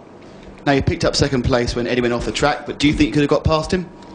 I think it would have been very difficult. You know, I think that before the pit stop I was trying to stay as close as possible to try and, you know, put a little pressure on and hope that he'd make a mistake. And after the stop he was obviously much quicker on the fresh set of tyres, and then, you know, he made a mistake, so that's exactly what I needed. Thanks, David. Eddie, things were going well. You're running in second, then you had that problem, mistake. What happened? No, we were in problems before then. Tyres felt pretty good for 2-3 laps, and then they just really went off big time. Really struggling with the rear of the car, struggling with the front of the car, and just the car was jumping around a bit too much. Really, we were just sort of hanging on by the skin of our teeth. Now, coming to Hungary, you were pretty convinced this was going to be a circuit where you could match or even beat the McLarens to race pace. That's not happened. Are you surprised? A little bit surprised, but I think there's a couple of things we need to look at. I think we maybe got something a little bit wrong, and we need to look at it very carefully in the debriefing after the race, just to see, because it is very unusual for us not to be quick in the race, and here we were really, really struggling. Now, you're still in the lead of the championship by 2 points, going on towards Spa. What's sort of the testing programme coming to that? Well, I think we've a couple of aerodynamic steps coming. You know, it's been a while since we've had any improvements for the car, so hopefully these new steps should make us more competitive at Spa. Still the World Championship leader, but if Ferrari wanted to avoid anywhere next time, Spa would probably be the place. Yeah, I'm afraid so. Monza, Eddie has already said he thinks they'll be neck and neck there because that's the home circuit for them. But can you imagine how the McLaren-Mercedes combination in Hacken, they're going to be absolutely awesome at Spa, and it's everything that Ferrari can do to hang on. They're going to be working day and night now at Fiorano to try and make those steps to catch up. Okay, thank you, Tony. Let's have a word with some of the other drivers. Rubens Barrichello coming up in just a few minutes, but first, it's John Alesi. John, you must be very frustrated today. You're driving absolutely beautifully. Yeah, I'm frustrated because since the beginning of the season I try, and I have no present, I will say. So I cannot finish the races in a good situation. But now it's finished with Sauber. Next year I will drive in another country, in another team. I don't know yet, 100%, because I didn't sign with anybody. But my life with Sauber is finished. So that's it. You just decided in the race. That's it. You're finished. Yes, finished. Yes, I finished my contract the best as I can. I have another 4 races. My 2 best are coming. Monza, Suzuka. I can do well, I hope, if I can see the checking flag. So I thank everybody for these 2 years here, and I think it's time for me to do something else. Rubens in the points again. Yeah, no, very good. I mean, reliability is back, so it's nice to be back on the points. It was a good strategy. It was what we could do today. 5th is a good position. Tell us about that one-stop strategy. It did you proud, really, didn't it?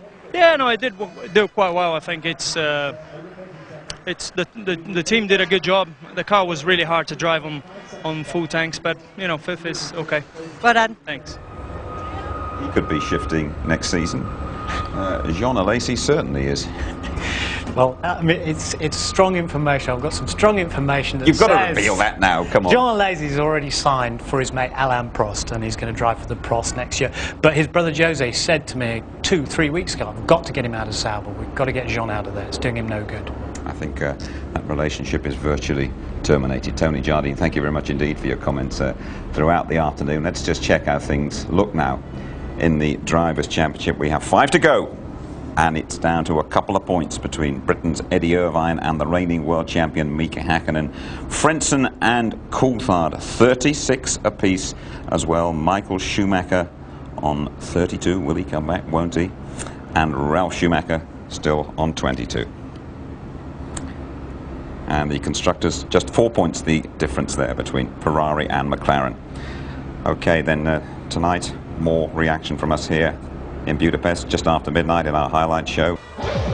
It's a great feeling. I'm happy. I'm happy now to be able to score maximum points, and you know, like I said, you know, the only problem is Eddie is still leading a championship, and I'm second.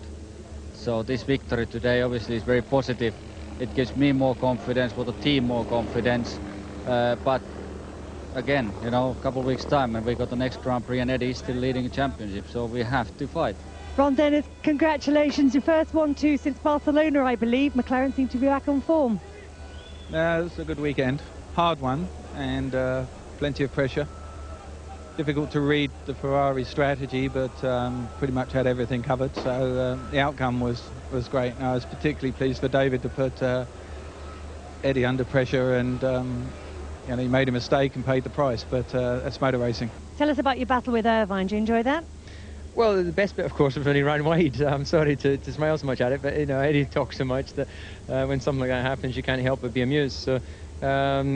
No, it was a good battle. It was great. I hoped he would stop a lap early so I could gain the track advantage, but following each other down the pit lane was fun, seeing the two crews doing their pit. I think my guys got me on the ground a bit quicker, but there wasn't enough time to pick up any advantage over Eddie and run down to the first corner. And, you know, that's just had to push him and see what would happen. I pushed like hell to get away, and I opened up a gap, you know, and I was hoping to get ahead of back markers and maybe put some people between us, but I just lost the rear. You know, and he got past me, but you know, still we got 4 points, and you know, maybe he had to overtake me. DC really would, you know, he would have pushed very hard to get past me. So 4 points in the hands better than 6 in the sand trap. Damon, that's probably the toughest point you worked for a while. Well, I haven't had that many, so it's quite a rare one, but I think it's good to get a point. It's a hard race physically, and so to do the whole race without getting a point is quite disillusioning. So got something, which is great. Must be quite pleased with the way you drove today, though. You were right on it. I think this is, you know, given me a bit of hope that there's still something there that can be achieved. So it's not a bad result, really. 5 races to go. Irvine just a couple of points clear now. Coulthard level with Frentzen after scoring 6, and no change, of course, for either of those Schumachers. Double top for the Silver Arrows, 16 points compared to Ferrari's 4, means that gap has been reduced by 12 points. And Frentzen and Hill keep Jordan on the trail of the big two. Right, let's have a word with Tony Jardine. Tony, all weekend you've been saying McLaren have got to deliver here, and they've done it in great style. Pivotal race, and to come back after 3 really bad races by McLaren standards, it shows a steely resolve. It shows that they've really dug deep and done all their homework, massive amount of pit stop practice, etc., to produce a crushing victory for Mika Häkkinen. It really is unbelievable, especially on this circuit, which is not an engine circuit. But on this circuit, the start is absolutely crucial, and Häkkinen was away and gone. Häkkinen was away as soon as those lights went out. Downhill, very, very bumpy into the first apex. Just look at him getting the power down there. Brilliant. Fisichella, though, up into 3rd place. And Eddie Irvine having a very bad start on the inside and the dirty side of the track, but he gains momentum and he gains grip on the inside of the apex of turn 1 there. Going down to turn 2, dust kicked up there by the Jordan of Damon Hill as he runs a little bit wide. And the pack getting through remarkably without touching each other and getting all the way through there, which is quite a feat in itself. But look at the lead that Mika Häkkinen already had over Eddie Irvine, who kept that 2nd place after the start. Shame David Coulthard didn't get a better start.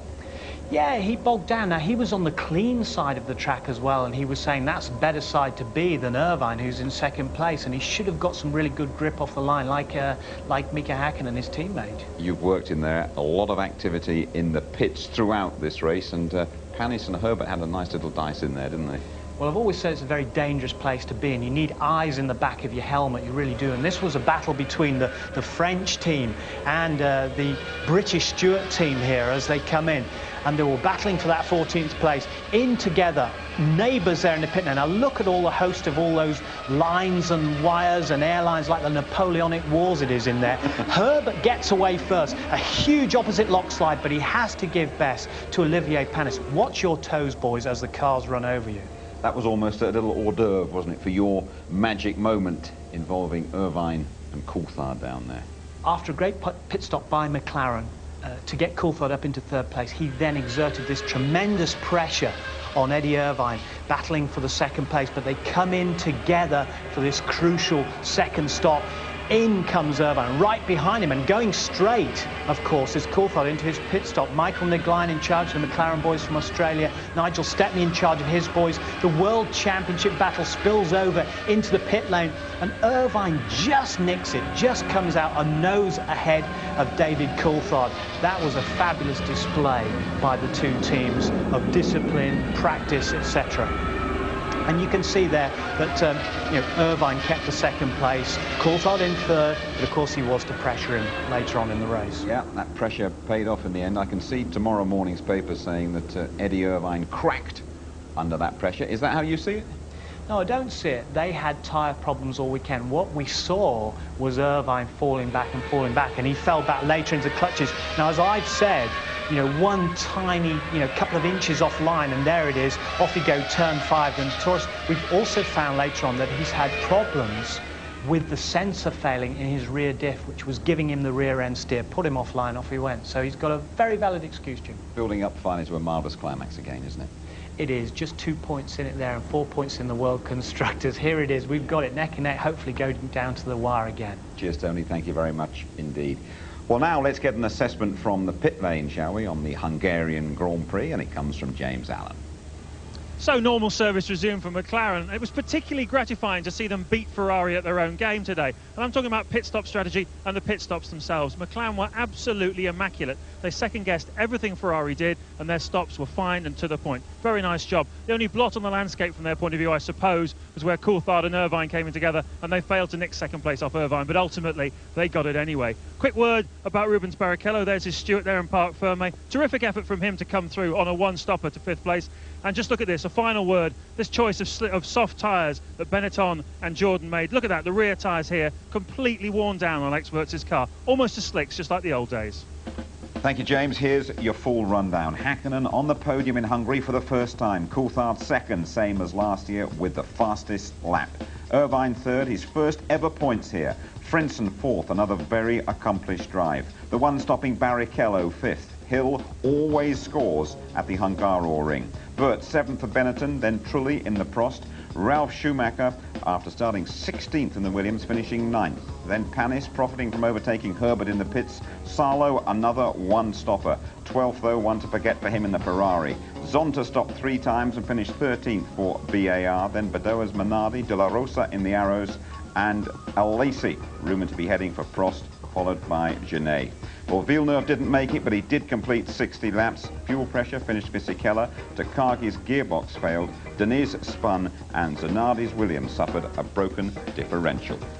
A couple of weeks' time, it's the Belgian Grand Prix at Spa. The full ITV F1 service, qualifying live 11:30 on the Saturday.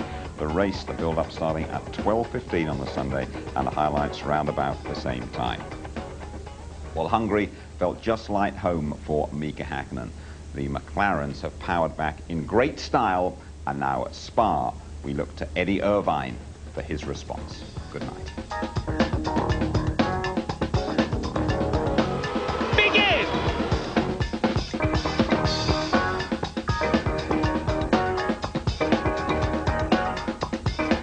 Push!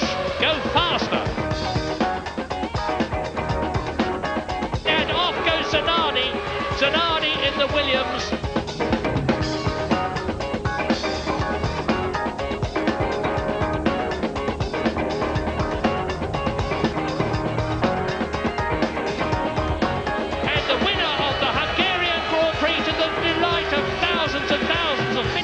commentators is Mika Häkkinen.